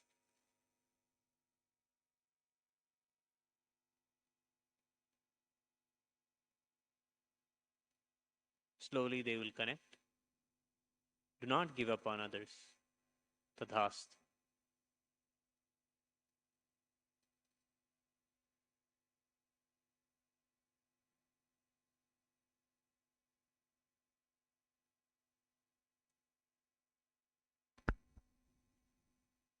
Next question is from Eddie from Atlantic. Dear Venkateshwara, please be merciful to me. Tell me, how can I handle the problematic neighbors and keep her far away from me and my house? Gratitude.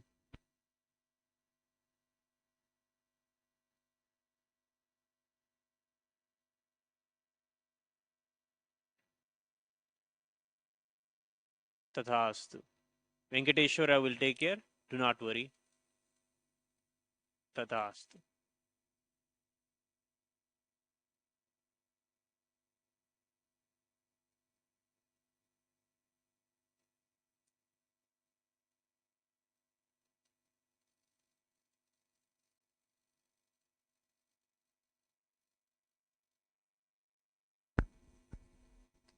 Dear Lord Venkateshwara,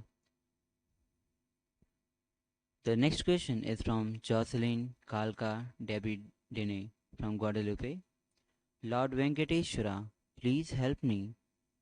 I have spent more than 30,000 US dollars to Kailasa's bank since July 7th,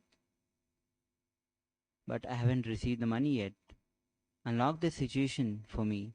Remove my fears, my karmas, the black magic, and all the dirt in my system. Give me power and conscious sovereignty. Gratitude.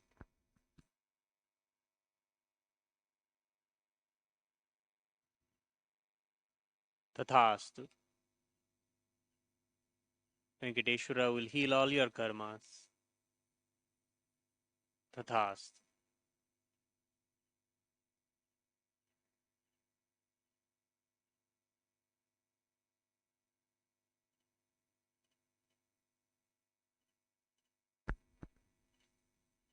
Next question is from Parmeshwari Krishnan from Malaysia. Lord Venkateshwara, please help heal my mother from physical, mental, and emotional root patterns. Please give her health, peace, and long life.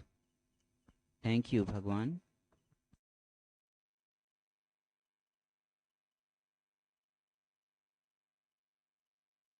Tathastu. He is taking care of her. Do not worry. Tathastu.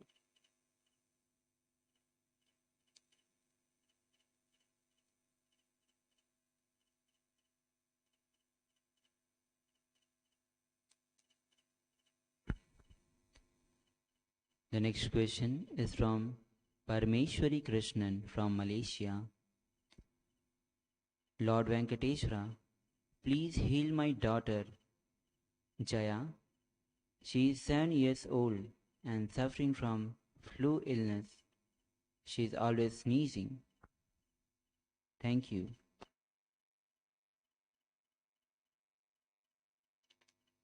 Tathastu.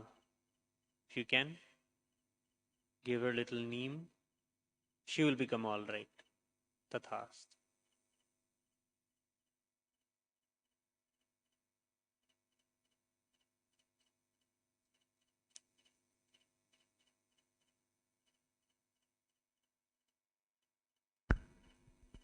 The next question is from Sarah Samuels from United States. Lord Venkateshwara, my mother's mind is fading and it scares me. I have seen how this disease eats the brain. I am afraid to watch her go through it. And this might happen to me when I am her age. Please tell me, what is this karma? Why does it affect my? Please heal us and bless me with the compassion to support her. Please manifest every healing power and let me walk through it. Thank you.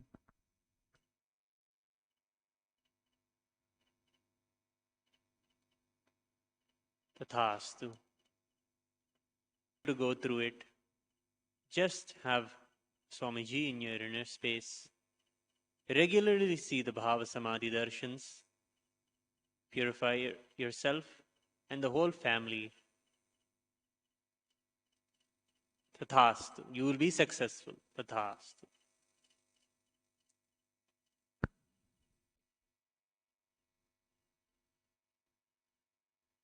The next question is from Manitya Maha Govinda Rupininanda from Germany. Dear Lord Venkateshwara, please bless me with power, abilities, and opportunity to reach millions of people to transform their life of self-love, self-confidence, self-worth, fulfillment, and inner peace. Thank you.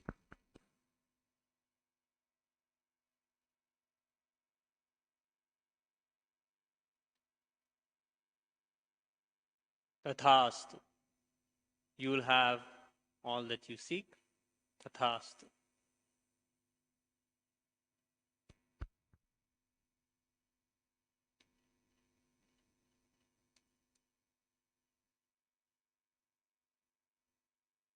Next question is from Wesley Silva from United States. Dear Venkateshwara, I want to manifest this next Maheshwar Puja and not miss it. Can you shower me with some money and Atmalinga? Thank you.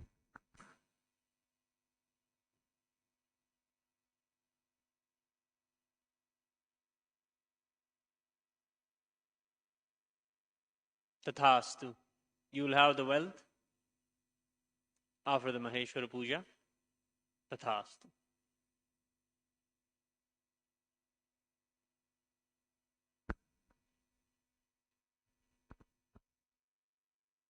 Next question is from Pooja Kumar from United States.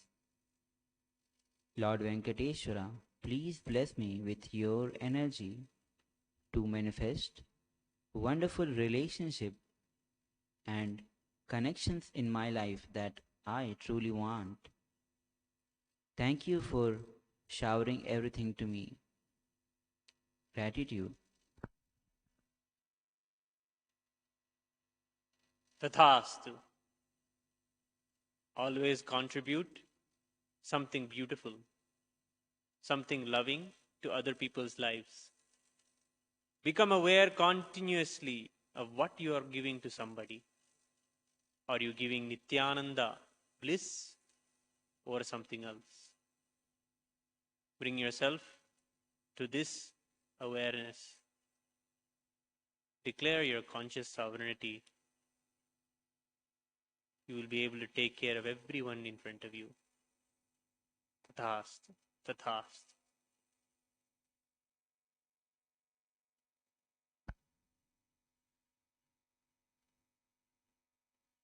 Next question is from Ma Stephanie Vamadeva Shivashakti Tangifen from Switzerland.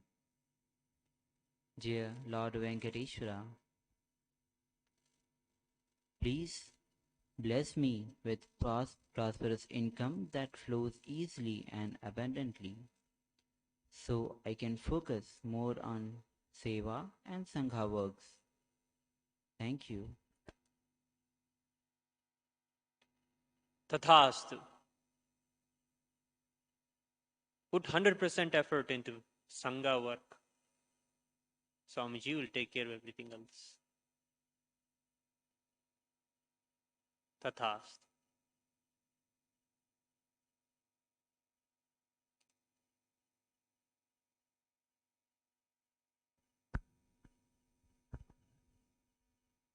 Next question is from Annie Marie Kasu from France. Gratitude for helping me to have the right inner space to become an agament and for telling me what to do to generate money powerfully. Thank you for improving my memory and my inner state and for helping me to work on instant completions and not to feel sleepy whenever I am motionless. Thank you.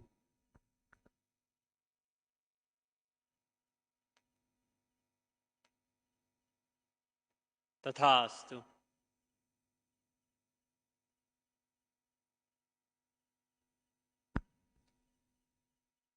Next question is from Janice Mary Oxford from United States. Lord Venkateshwara, how can I lose the anxiety that comes when I try to quit smoking? Please remove the obstacles that I may have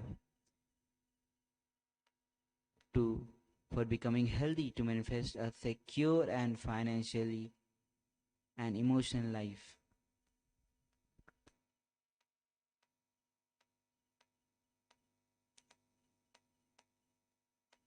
Tathastu.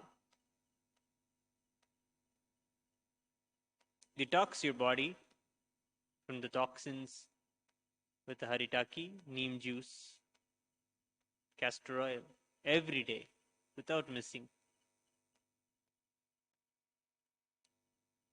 Venkateshwara will take care of you. Do not worry. He is with you. Tathastu.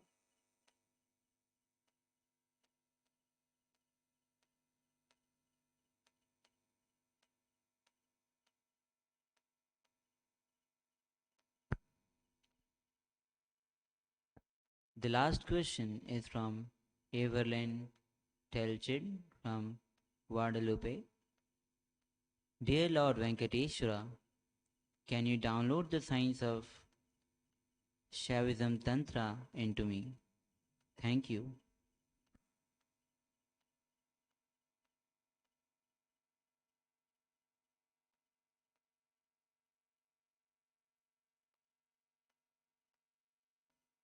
Tathastu. See the Bhava Samadhi Darshan today of Swamiji.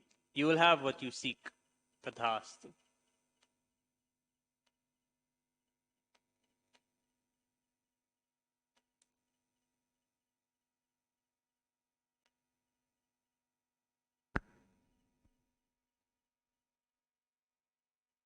With this, we come to the conclusion of today's Venkateshwara readings. Thank you, Nithyanandam. Nithyananda Paramashivoham. Om Nithyananda Paramashivoham. Om Nithyananda Paramashivoham. Om Nithyananda Paramashivoham. Om Nithyananda Paramashivoham. Om Nithyananda Paramashivoham. Om Nithyananda Paramashivoham. Om Nithyananda Paramashivoham. Om Nithyananda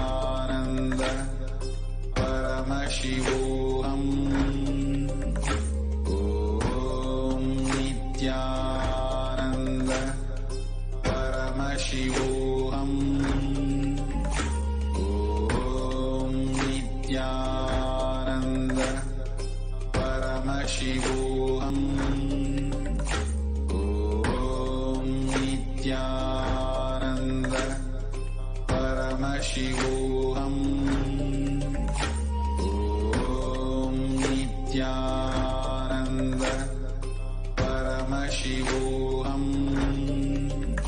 Om Nithyananda Paramashivoham. Om Nanda Paramashivoham. Om Nithyananda Paramashivoham. Om Nithyananda Paramashivoham. Om Nanda Paramashivoham. Nanda Voham.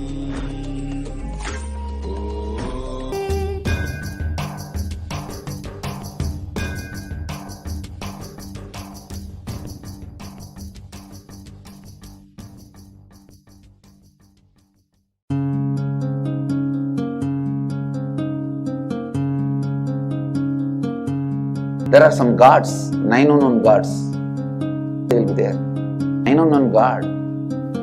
There's a village folk story where Venkateshwara borrows from Kubera for his marriage and he is still paying the debt. Venkateshwara takes the responsibility of reserve to reserve. This whole story, beautiful story of Venkateshwara is an amazing concept. He is making a Yaksha into Lakshmi. He is making the reserve. He serve. It's an amazing truth.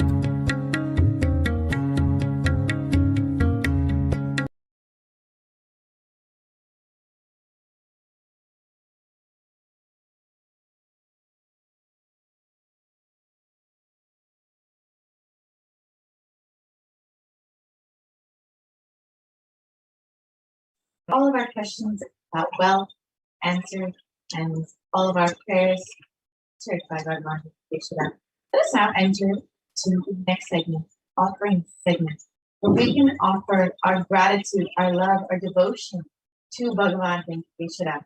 And there's a beautiful tradition in Tirumala, Tirupati called the Niluvaitopudi, which is where the devotees of Bhagavan Venkateshwara offer whatever they have, whether it's money, gold, jewels, anything in the hundi as offering of their incompletions and their karmas at the feet of Bhagavan Venkateshwara.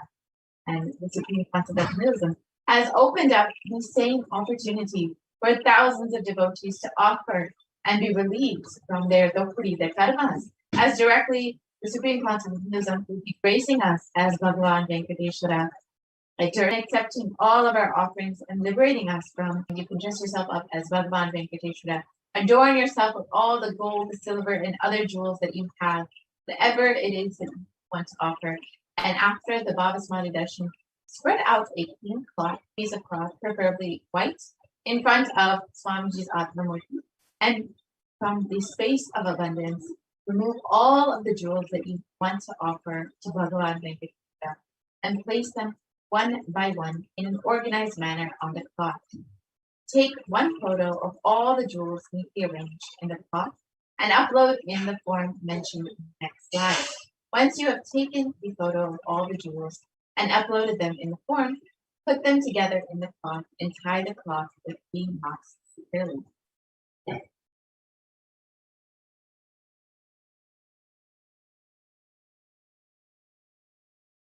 Place the cloth with the jewels in your puja room or locker safely, and do not touch them after this, as once this 3 knots are put, it contains all of your karmas.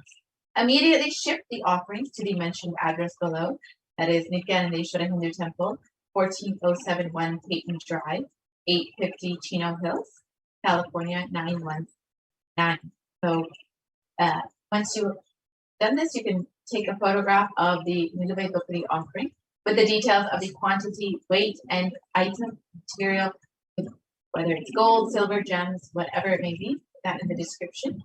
Tie the Niluvaitopudi in a cloth and place it in front of Swamiji's feet. And as soon as the darshan is complete, courier this to the temple address and note the courier slip details. And you can submit this in your tiny.cc/offerings-shipping-list form here. And again, the address to ship this to is the Nithyananda Hindu Temple, 14071 Peyton Drive, 850 Chino Hills, California, 91709. And if you are offering the equivalent value in cash, please make the cash offerings at gateway.nithyananda-hindu-temple.org/NHTLA. So again, you can enter your offerings in the form tiny.cc/Venkateshwara offerings. And this Niluvaitopudi offering is literally Bhagavan Venkateshwara snatching away all of your karmas. When you offer whatever it is that you have on you, everything that you have, you are literally just giving away all your karmas, and Bhagavan Venkateshwara will just snatch them. You can offer any amounts that you want, the item that you want, gold, jewelry, precious gems, currency, whatever it is, and offering the Niluvaitopudi removes all the karmas of lifetimes, as by dropping the various attachments, we surrender ourselves at the feet of Bhagavan Venkateshwara. So again, you can offer, once you make your offering, you can go to tinyurl.com/Venkateshwara offerings, Venkateshwara-offerings. And if you are making a cash offering, you can go ahead and go to tiny.cc/VSKR-1. So the next offering that we have is Sankalpa offering. the offering of your, you will be blessed with all of Bhagavan Venkateshwara's energy to manifest your life, to manifest wealth in your life. And this verse from the Padma Purana states, Mike, go ahead and the verse. Yes, this Venkateshwara Namavali from the Padma Purana. It says, Likhitva yastu bhandniyat kanthe nama sahasrakam satu sarvatra vishaye puja sarvatra bhutale tasya dvari sadaivaste siddhyashtakam anuttamam kashyapa pramukhas sarve shrutva tu brahmano giram santosham paramam prapya swaswasthanam gatastatha. And you can make this offering to Venkateshwara here, offering of the conscious resolution, the offering of the sankalpa to Bhagavan Venkateshwara. And the resolution blesses the devotee with all the fruition and desires. And To Bhagavan Venkateshwara is Varna Ashtottara Kasu, which is a pure gold coin with one of the 108 sacred names of Shiva. So here are all of the various names of Bhagavan Venkateshwara.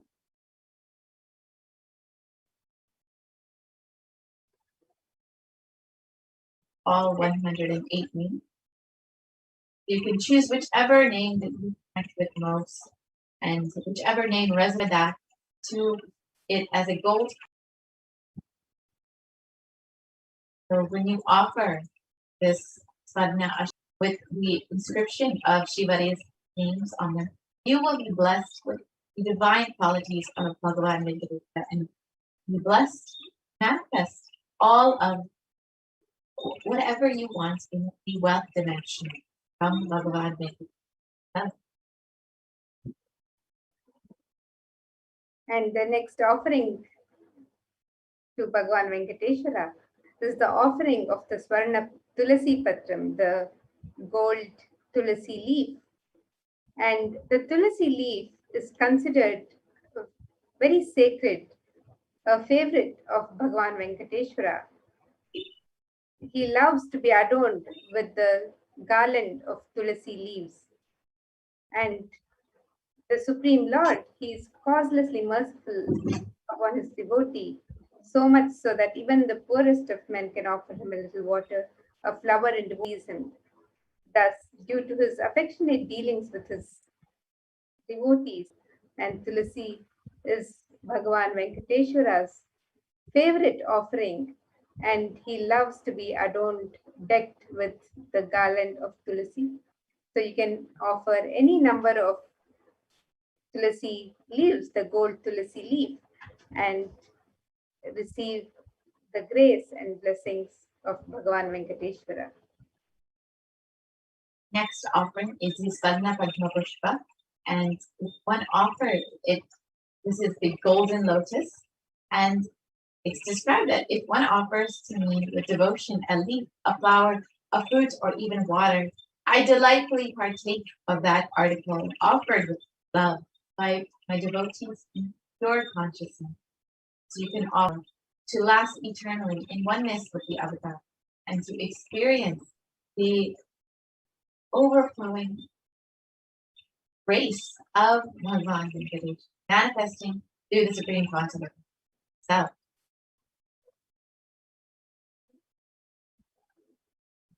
And the next offering to Bhagavan Venkateshwara is the Swarnametti, the gold touring from Lakshmi Narayana Samhita. Jalanadadhyai Katake Kambike Nyaduhu Padanguliya Kanyudhva Chandra Dhyani Nyadushthatha. And the offering of the Swarnametti, the gold touring, and various offerings of jewelry, the abharanas to Vishnu, the jingling anklets, the toe rings for his feet, the bracelet for his arms, the armory on his waist. All of these offerings you can make to receive his blessings for longevity and a prosperous life. So you can sign up for these offerings on the website www.kailasamailer.com/sevas. Next offering is the Pratiksha Pada Puja to the divine lotus feet of Bhagavan Nithyananda Paramashivam, who is manifesting Bhagavan Venkateshwara for each and every one of us to have completion of the wealth dimension, to manifest whatever it is we want in our lives. And in the Guru's script 45, it states, I worship the Guru's 2 feet, which are within the reach of representing Shiva and Shakti. So just the 2 feet of the Guru literally have Shiva and Shakti in them. The power of both Paramashiva and Parashakti reside in just the lotus feet of the Guru. So, Pada Puja to the divine lotus feet of Swamiji, materialistic world, and ultimately attaining the ultimate knowledge.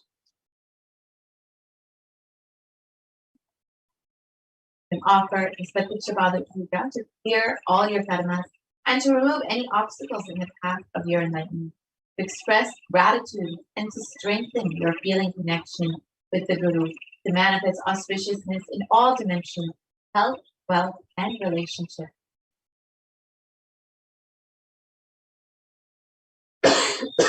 The next offering is the offering of sacred clothing to Bhagavan Venkateshwara. Traditionally, this offering is offered for better mental and physical well-being and healing from illnesses, for the protection from the divine during all times in our life. So you can make this sacred offering to Bhagavan Venkateshwara and to the Nijavatara, through whom Bhagavan Venkateshwara is manifesting today during the Bhava Samadhi Darshan. So you can make this offering and be blessed with the grace and protection of Bhagavan Venkateshwara and the Supreme Pontiff of Hinduism, Jagadguru Mahasannidhanam, His Divine Holiness Bhagavan Sri Nithyananda Paramashivam. And you can sign up for this offering on the website www.kailasamailer.com/sevas. And then you can also offer the Guru Dakshina, which is a tradition, and it can be offered in any amount in the Puna Narvatam, 12th chapter, verse 18, it states devotion. So, when you are blessed by the Guru with the mantra, the Diksha from the Guru, it is the tradition to offer something out of your gratitude and love and devotion to the Guru. So go ahead and offer any amounts that you would like as Guru Dakshina. This is a very traditional offering that you can make, and go ahead and offer whatever it is that you would like to offer.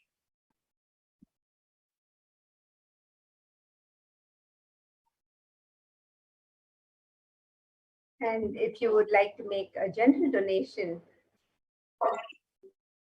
support Kailasa, and also as your token of love and devotion, you can make this offering also on the website. And this is an offering that you can make in any currency, in multiple currencies, and in any amount as you would like to offer.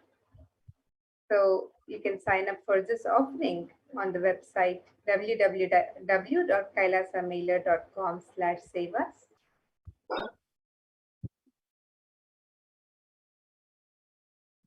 So here are the list of the various offerings that you can make to Bhagavan Venkateshwara. The general donation, the Nirveda Puri, which is any jewelry, or the Sankalpa chanting, Swarna Tulsi Patram, the Swarna Padma Pushpa offering. And it's a very simple process. You can go to kailasamailer.com/sevas we will take you through this process, a very simple process, in order to make this offering.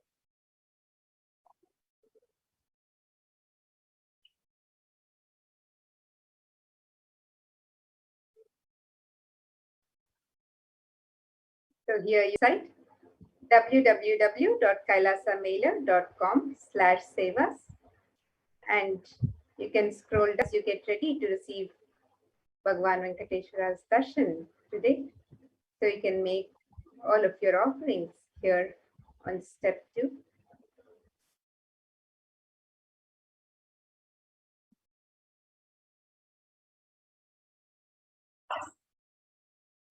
So you can offer the various abharanas, the Niludopiti, the conscious resolution, the Sankalpa chanting, the Swarnametti, the Pratyekpada Puja, various other offerings of jewelry,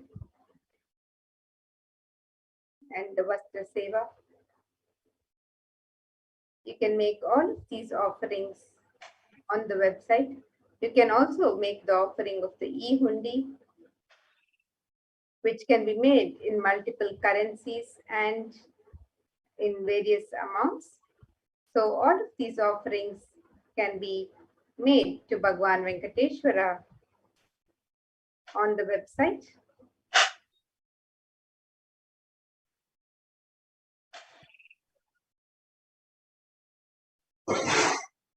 And if you would like to also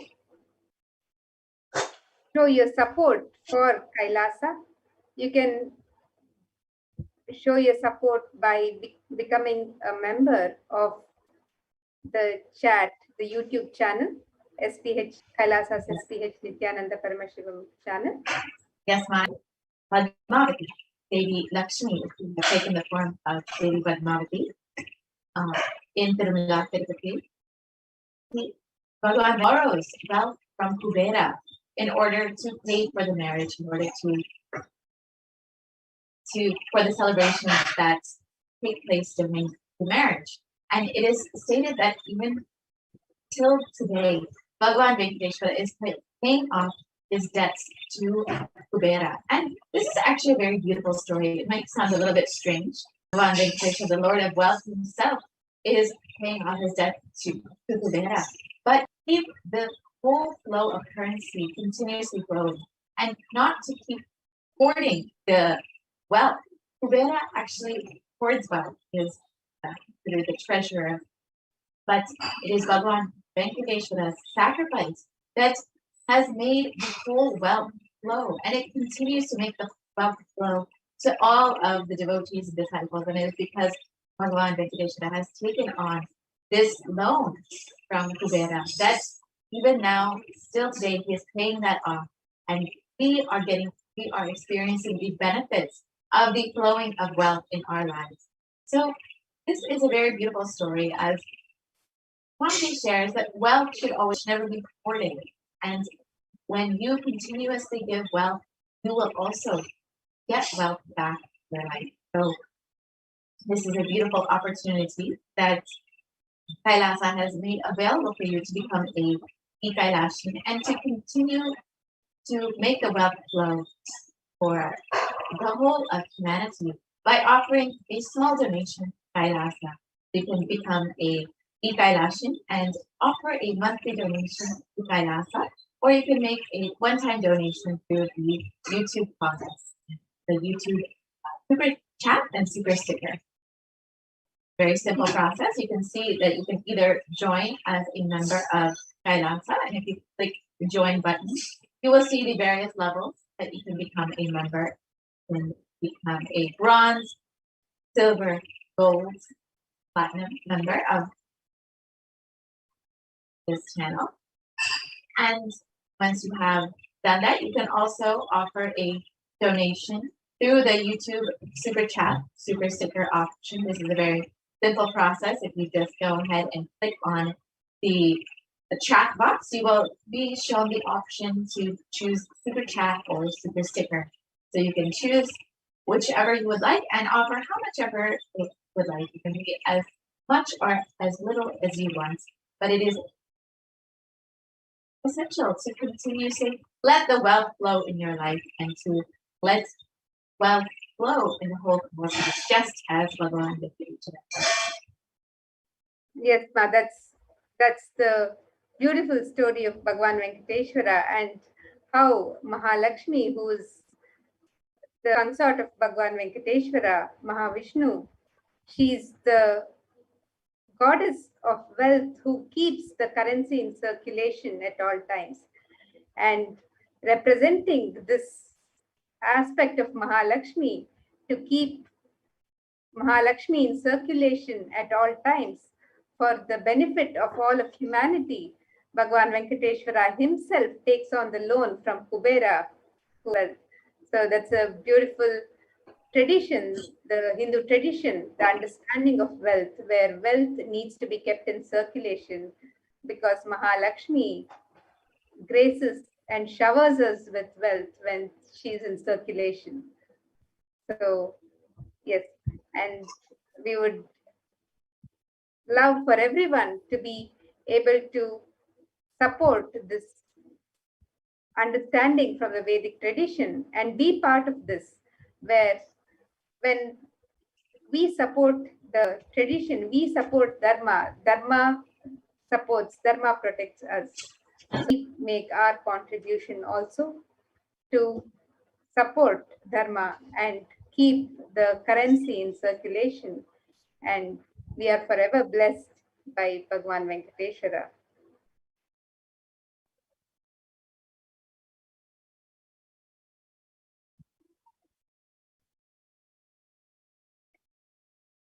And with this,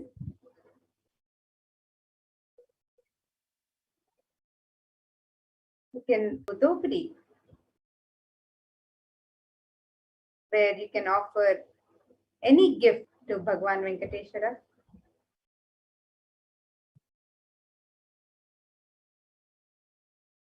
And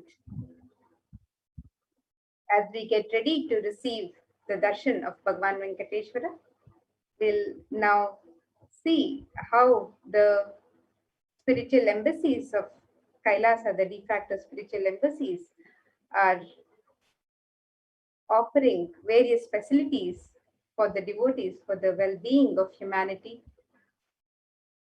in Kailasas around the globe. And let's get ready for this next segment.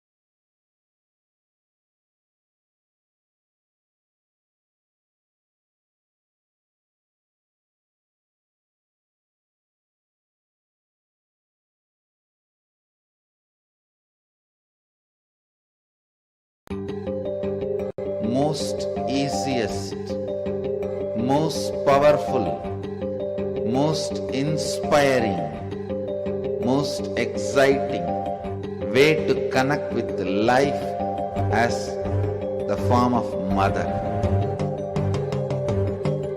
Navaratri is the time to connect with cosmos as mother. Celebrate Cosmic Mother. This 9 days we worship Mother, worshipping Divine Feminine.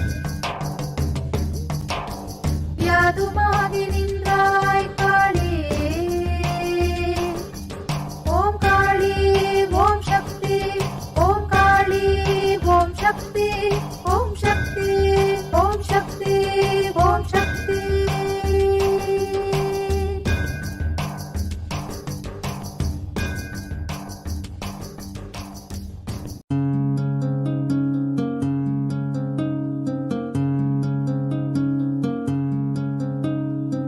There are some gods, 9 unknown gods.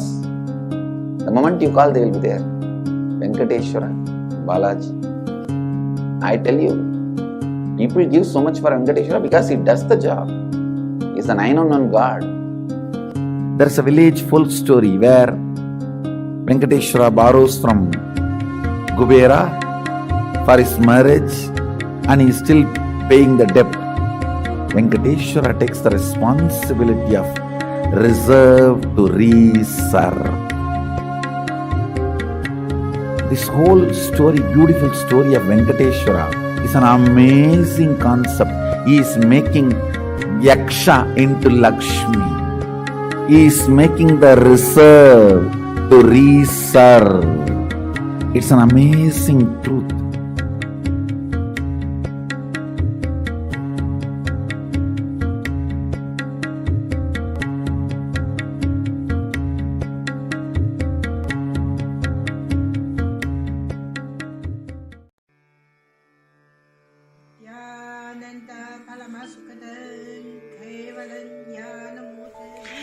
Here is the Australia Kailasa. How can I be so lucky and have a happy life in Kailasa? It's a long story. My name is Li Qi. My guru is His Divine Holiness Bhagwan Nithyananda Paramashivam. Since I was very little, I already wonder what life for. I really want to know the result, the reason. A long time ago, I think if I earn enough money, I will be very happy person, and then life is for happy. I tried to earn money, and then I'm really rich, but money didn't give me happy. Then I tried to get the happy life in romantic love. Then the really romantic love take me go lots of places. Too many stories during this time. But I still don't feel I get the result, get the life reason. Then I start study from book, from video, from religion in many different ways. And when I study Buddha, that time I really appreciate Buddha gives so much intelligence to me about life. But I don't think study is enough for me. I want to be Buddha. But I don't know how. Who can let me get there? One day I found the video in YouTube, introduce Swamiji in that video. I suddenly, my eyes open wide. I get it. Let me get what I want to know. That he can take me home, real home.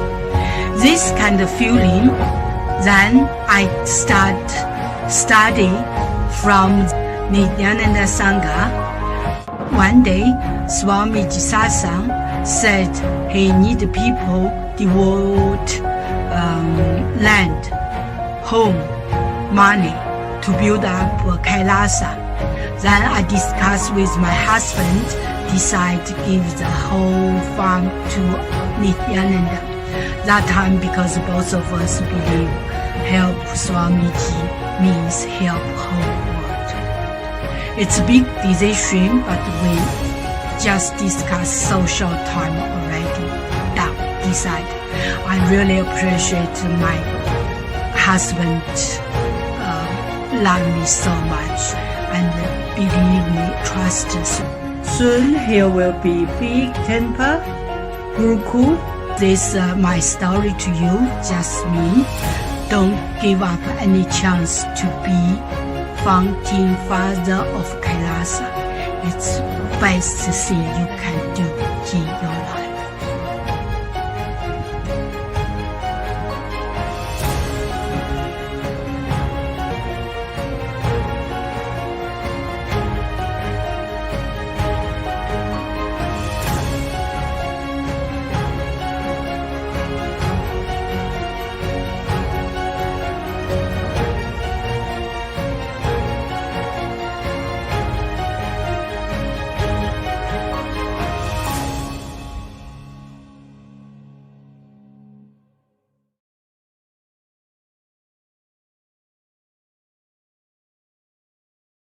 Just be alive for next 3 years. Don't die within next 3 years.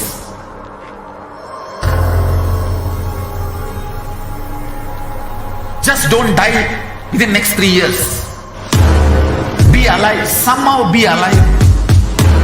I'm working sincerely. I will reach you somehow. Somehow I will reach you. It's my commitment.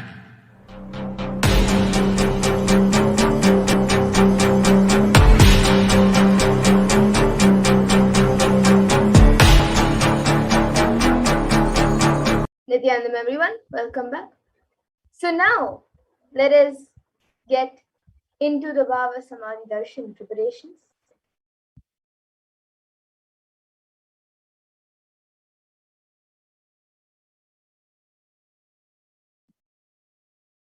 Let's first look at a verse given that describes the science behind the Bhava Samadhi Darshan. Verse 60 of the Malini Vijayotara Tantra. Katana Chakti Papyate Paramam Padam. Translation for this verse is, by the enlightening teachings of the Guru, Katana, love in favor of the Guru, Prasad, the ultimate goal in space, Paramam Padam, is attained. Bhava is defined as directing and activating the emotional and spiritual energy that is created through meditation on the avatar.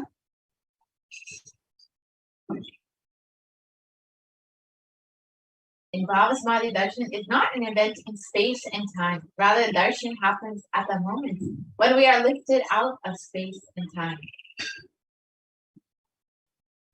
And during the Bhava Samadhi Darshan, our neurons mirror that of the avatar. And principally on mirroring neurons and the science behind this, you can watch this on YouTube at your convenience. And the brain neurons mirror and activate all the process all the observed movements of the information of the avatar just by seeing. So without the physical act of imitation, just by seeing and looking at the avatar during the Bhava Samadhi Darshan, you can have a subconscious breakthrough. That is, our entire body, silently and without movement, recreates what is happening distances far away, experience energy radiated by the avatar. And the science of Bhava Samadhi science is just discovering, and they term it as quantum tunneling. And our thoughts per second reduce significantly, and we relax into the space beyond thoughts, the thoughtlessness, becoming mentally at ease, coexisting dimensions beyond divine, become one, unconditioned by the parameters of space. So now, let us understand the science of Bhava Samadhi Darshan.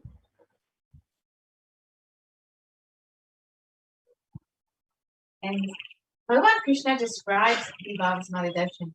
Once when Krishna saw his own extraordinary sweetness reflected in the jeweled wall, he was amazed and said, "Oh, how unprecedented and astonishing is this deep and indescribable sweetness of mine. Alas, when I see it, but I can't. After due consideration, I find that the only way to relish the sweetness is the constitution of Shurabhika. And the Bhava Samadhi Darshan is the science where the Nijavatara manifests Paramashiva, the consciousness. And the consciousness, Paramashiva expresses, the consciousness expresses through the being of Paramashiva, through the Divya Sharira, the light body, and manifests as the Nijavatara, the physical form, or embodied Shiva.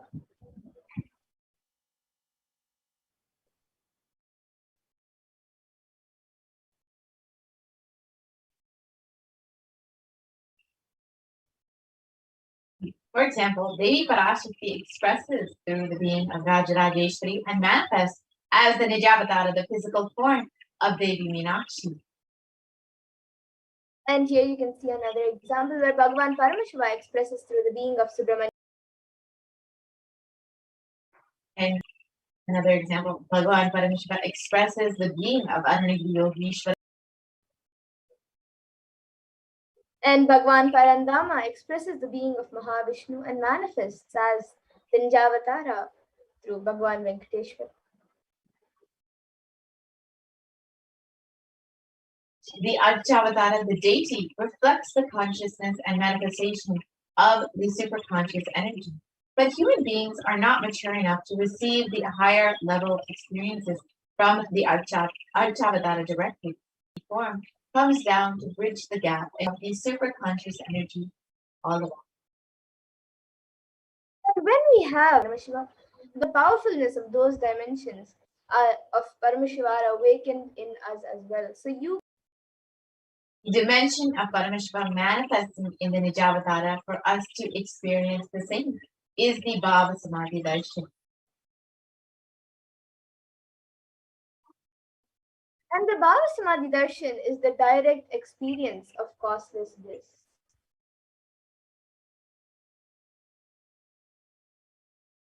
During the Bhava Samadhi Darshan, our being comes alive and celebrates with the energy wave itself. Darshan is like a window to the infinite expanse of consciousness, allowing us to glimpse the formless in a way that we can understand. Even without much effort from our side, our very bio-memory awakens the space of Paramashiva, the ultimate consciousness, during the Bhava Samadhi. Deep and lasting transformation. And gratitude enables the reflection of consciousness in all levels, the physical, psychological, and ultimately the conscious level. So the darshan meditation as it prepares to fall into the deep space of gratitude is during that time we drop the and so now you can be ready to reflect the consciousness of Paramashiva. That is all you need to manifest the best of your life and also the lives of people around you. And even if the mandala enters into our system 3 times, we will manifest powers and powerful cognition.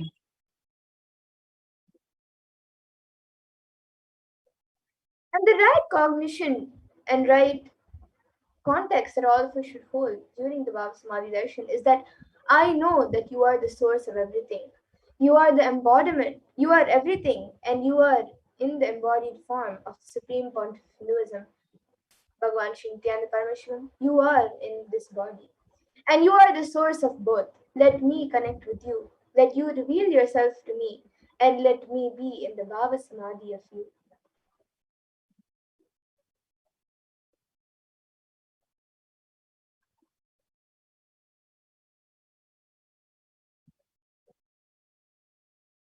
So now you can all take a few minutes to set up for your for the Panchopachara Puja, which are the set of 5 offerings. So you can get the sandalwood paste or a powder, then some fresh flowers, then incense, then a lamp and a food offering. And if you would like to offer your Naivedyams directly, you can enter your Naivedyam offerings at tiny.cc/food donations. So you can set up for the Panchopachara Puja as we now get into the Dhyana Mantra, the Paramashiva Dhyana Mantra.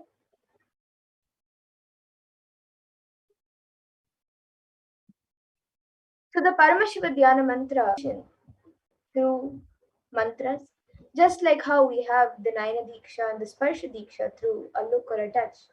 This is the mantra Diksha, where just through mantras you can be awakened to your ultimate state. So, and you can reach the ultimate. So now we will be getting into the Paramashiva Dhyana mantra.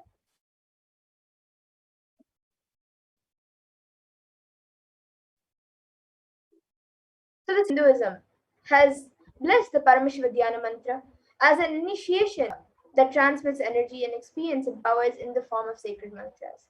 Just like how the avatar transmits Shakti is just by a look, the Nayana, clearly the avatar births himself.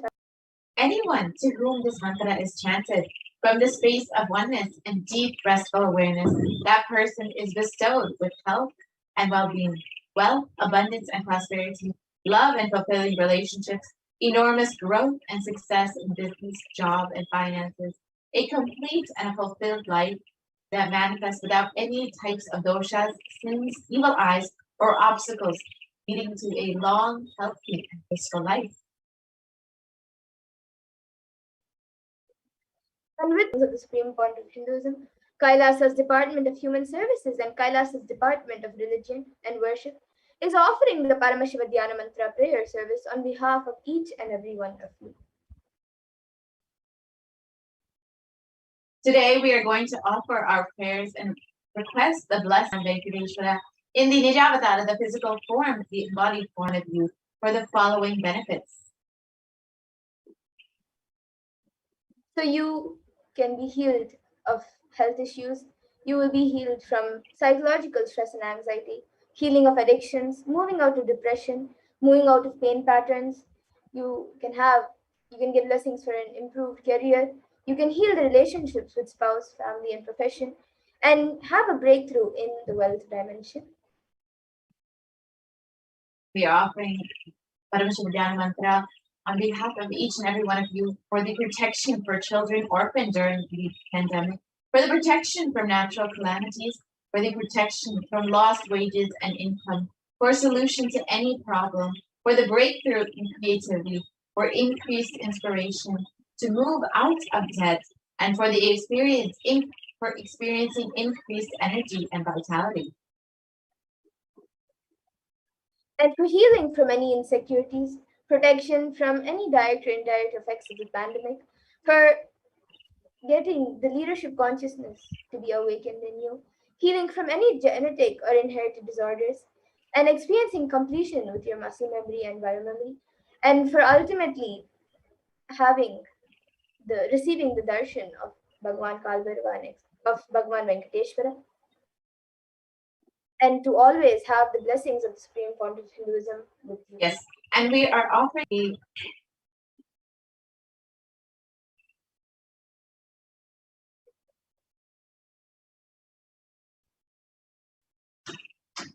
So now we will be getting into the Paramashiva Dhyana Mantra. Om Nithyananda Paramashivoham. Om Nithyananda Paramashivoham. Om Hrim Nithyanandaya Namaha. Om Hum Shivaya Namaha. Om Nithyanandam Paramasukadam Kevalam Jnanamurtim Dvandvatitam Gagana Sadrusham Tattvamasyadilaksham Ekam Nityam Vimalamachalam Sarvadi Sakshi Bhutam Bhavatitam Trigunarahitam Sadgurum Tam. I surrender to that Sadguru, the eternal bliss, the bestower of supreme happy experience, who is eternal, pure, and unshakable, who is the silent spectator of all thought processes, who is beyond emotions, who is without the three qualities called sattva, rajas, and tamas, when to make a conscious resolution in the presence of the avatar. Power of the Sankhalpa itself will deliver the experience and manifest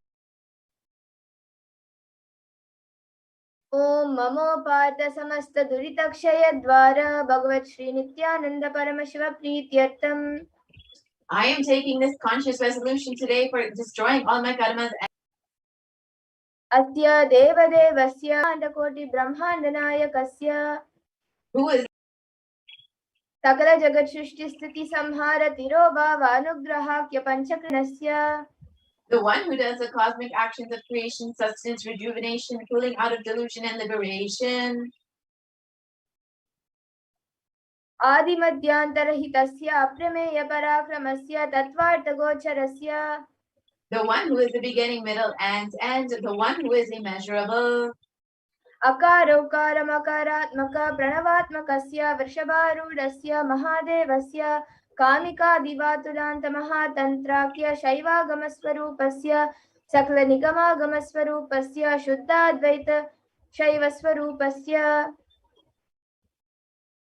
Nityananda Padastasya Nityananda Swarupasya Shuddha Sachidananda Vigrahasya Rupatītasya Sakla Nishkala Swarupasya Nitya Niranjana Niramaya Nirvikara Akandadi Visheshanasya Shri Nithyanandeshwari Parashakti Sameta Shri Nithyanandeshwara Paramashivasya Shri Nithyanandeshwari Parashakti Sameta Shri Nithyanandeshwara Paramashivavatara Bhutasya Sarvadeva Devi Swarupasya Bhagavattah Shri Nithyananda Paramashivasya Cha Preetyartham शुभे शोभने द्वितीय परार्थे श्री श्वेतवराह कल्पे वैवस्वतमन्वन्तरे अष्टाविंशतितमे नित्ययुगे प्रथमे पादे जम्बोद्वीपे भारतवर्षे भरतखण्डे मेरोः पार्श्वे शकाब्दे शुभायने शुभऋतौ शुभमासे तौ शुभवासरयुक्तायां शुभनक्षत्र शुभयोग शुभकरण एवं गुणविशेषण विशिष्टायामस्यां शुभतिथौ regime of Vaivasvata Manu during the first quarter of the Yuga called Nitya Yuga, in the island called Jambu, in the continent called Bharata Varsha, the Indian subcontinent called Bharata Khanda, in the southern side of Mount Meru, in the Shaka era, during this auspicious year, which is one of the set of 60 years, which is in practice of which Prabhava is the first year, in the auspicious Ayana, in the auspicious season, in the auspicious month, in the auspicious Paksha, on the auspicious Tithi, on the auspicious day, during the auspicious Nakshatra, auspicious Yoga, auspicious Karana, during such an auspicious moment. आदि कैलासे कल्पवृक्षस्याधः नित्यानन्दनगरे स्मृतस्मृतानां मुक्तिदायके महाक्षेत्रे. Now we request all the participants, whether you are offering for yourself or someone else, if you are offering for a male, please chant the male names now. Namadeyasya. Now we request all the participants, whether you are offering for yourself or someone else, if you are offering for a female, please chant the female names now. Namnyaha cha yajamanaanaam avayoho sahakutumbaanaam bandhuvargaanaam dayadivargaanaam mitravargaanaam sodaravargaanaam samesham. For all those who are participants, host and me, with their families, relatives, inheritors, friends, brothers, and everyone. Sarva bhishta siddhyartam sarva mangala avapyartam uttarottaranavachinna sthira lakshmi praptyartam. Always let there be all types of good and auspiciousness. Always let there be unbroken flow and steady flow of abundance, prosperity, and wealth. Kutumbe sarvesham sarvabhishta siddhyartam chintita manoratavaptyartam. Let the family always have all kinds of auspiciousness and anything which is desired be fulfilled. Samesham adivyadi nivrityartam samesham shiradipada paryantam vidyamananam sameshu angeshu janita janishyamana sakalavidanana vidaroganam vyapohartam tadvara arogadagatra vapusiddhyartam. Let all chronic diseases be healed. Let all kinds of diseases and disorders in the body, starting from head till toe, which has occurred or which is yet to occur in the various parts of the body, be healed. Let a strong, diseaseless, healthy, handsome, and graceful body be obtained. Samesham paraihi kartribhischa कृत करिष्यमान सकलविध मंत्र तंत्र यंत्र विषचूर्ण आभिचार स्तंभन मारण उच्चाटन विद्वेषण वशीकरणादि मंत्रिक प्रयोगेभ्यः रक्षण प्राप्त्यर्थं तद्वारा समेषां सर्वाभीष्ट सिद्ध्यर्थं. Let protection be obtained from all the evil effects of the acts performed by people either in the past or yet to be performed in the future through the use of mantras, tantras, yantras, poison spells, employing spells for malevolent purposes like making a person immobile, killing a person through vomiting and diarrhea, upsetting and ruining the health, poisoning, hypnotizing, etc. अपमृत्युदोष निवृत्त्यर्थं कालमृत्यु अकालमृत्यु दुर्मृत्यु निवृत्त्यर्थं. Let all the doshas, ill effects related to death, like destined death, unnatural, बहि दृष्टि क्रूर दृष्टि व्यापार दृष्टि अनुकूल दृष्टि प्रतिकूल दृष्टि इत्यादि सकलविध दृष्टि दोष निवृत्त्यर्थं. let all the effects of evil eyes from known and unknown sources, effects of cruelty-filled eyes, evil eyes of business enemies, effects of evil eyes of people who may project as if they are our well-wishers, and the effects of the evil eyes of the people who are against our well-being. समेषाम् अन्तःशत्रु बहिःशत्रु क्रूरशत्रु. So the inner enemies and outer enemies, fierce enemies, business enemies, enemies who project themselves as good, and enemies who work against our will. मातृशापादि सकलविध शापानां व्यपोनादि अविद्यवाशनया प्रवर्तमाने अस्मिन् महति संसारचक्रे विचित्राभिः कर्मगतिभिः विचित्रासु योनिषु पुनः पुनः अनेकदा जनित्वा. From time immemorial, due to ignorance, vast cycle of birth and death, due to the effects of our action, we take birth again and again in various bodies, which is quite strange. अपरिमितया कृपया इदानीन्तन मनुष्यजन्म प्राप्तवताम्. Yet due to some good action, with the extreme and immeasurable compassion and grace of Bhagavan Sri Nithyananda Paramashivam, we have been blessed with a human body. समेषामिह जन्मनि पूर्वजन्मनि जन्म जन्मान्तरेषु सर्वैः कृतानां शिवनिन्दा देवी निन्दा गुरुनिन्दा दोषव्यपोहार्थं शिवापराध देव्यपराध गुर्वपराध दोषव्यपोहार्थम्. Any kind of abuse we may have done to Paramashiva, Parashakti, and Guru in the present birth, past birth, or in any of the births be removed. Any kind of crimes, offenses committed against Paramashiva, Parashakti, and Guru be removed. ब्रह्महत्या सुरापान स्वर्णस्तेय गुरुतल्पगमन तत संसाराज्ञ पंचमहापातकादि समस्त पाप व्यतिक्तार्थम्. Let the 5 great sins like killing a Brahmin, drinking prohibited alcohol, stealing gold, having illicit relationship with Guru's wife, one's own mother, elder sister, and other such motherly figures, and associating with those people who have committed one of or the above-mentioned sins be removed. अपि च सर्वै बाल्ये as an old age person, जाग्रत् स्वप्न सुषुप्ति अवस्थासु. let all the karmic effects of action done in the wakeful state, dream state, or deep sleep state, कर्मेन्द्रिय ज्ञानेन्द्रिय व्यापारैः संभावितानां रहस्यकृतानां प्रकाशकृतानां. let all the sins done through the karmendriyas, the 5 organs which perform action like speech, excreting, and reproductive organs, and the jnanendriyas, the 5 organs which receive information like ears, eyes, nose, tongue, and skin.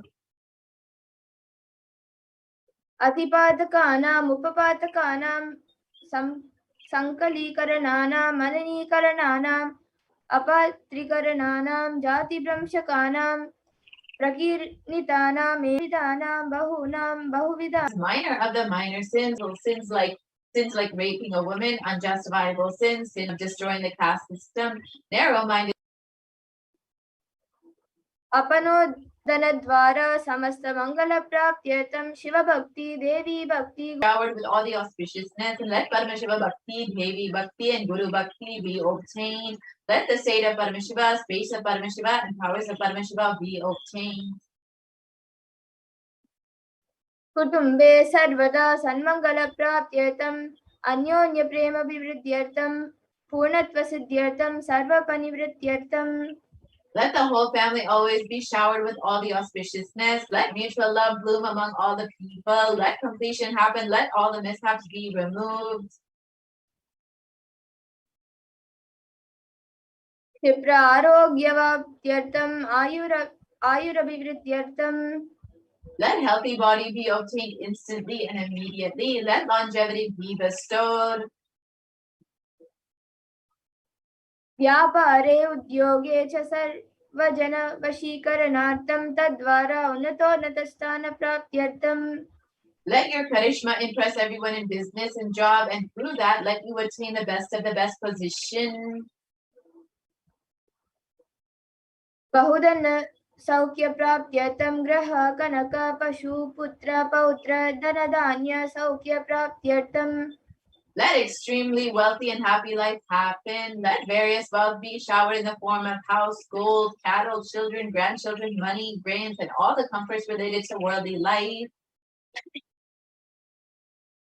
आदित्यादीनां नवानां ग्रहाणां दोषपीडनिवारणार्थम् आदित्यादीनां नवानां ग्रहाणाम् अनुकूल्यत सिद्ध्यर्थम्. Let all the malic effects of the 9 planets be removed, and let the auspiciousness be bestowed by the grace of all the 9 planets. भूम्यन्तरिक्षे विद्यमान भूत प्रेत पिशाच राक्षस ब्रह्म राक्षस वेताल कूष्माण्ड दाकिनी शाकिनी इत्यादि सर्वरिष्टा निवारणार्थम्. Let all the evil effects that cause calamities on the planet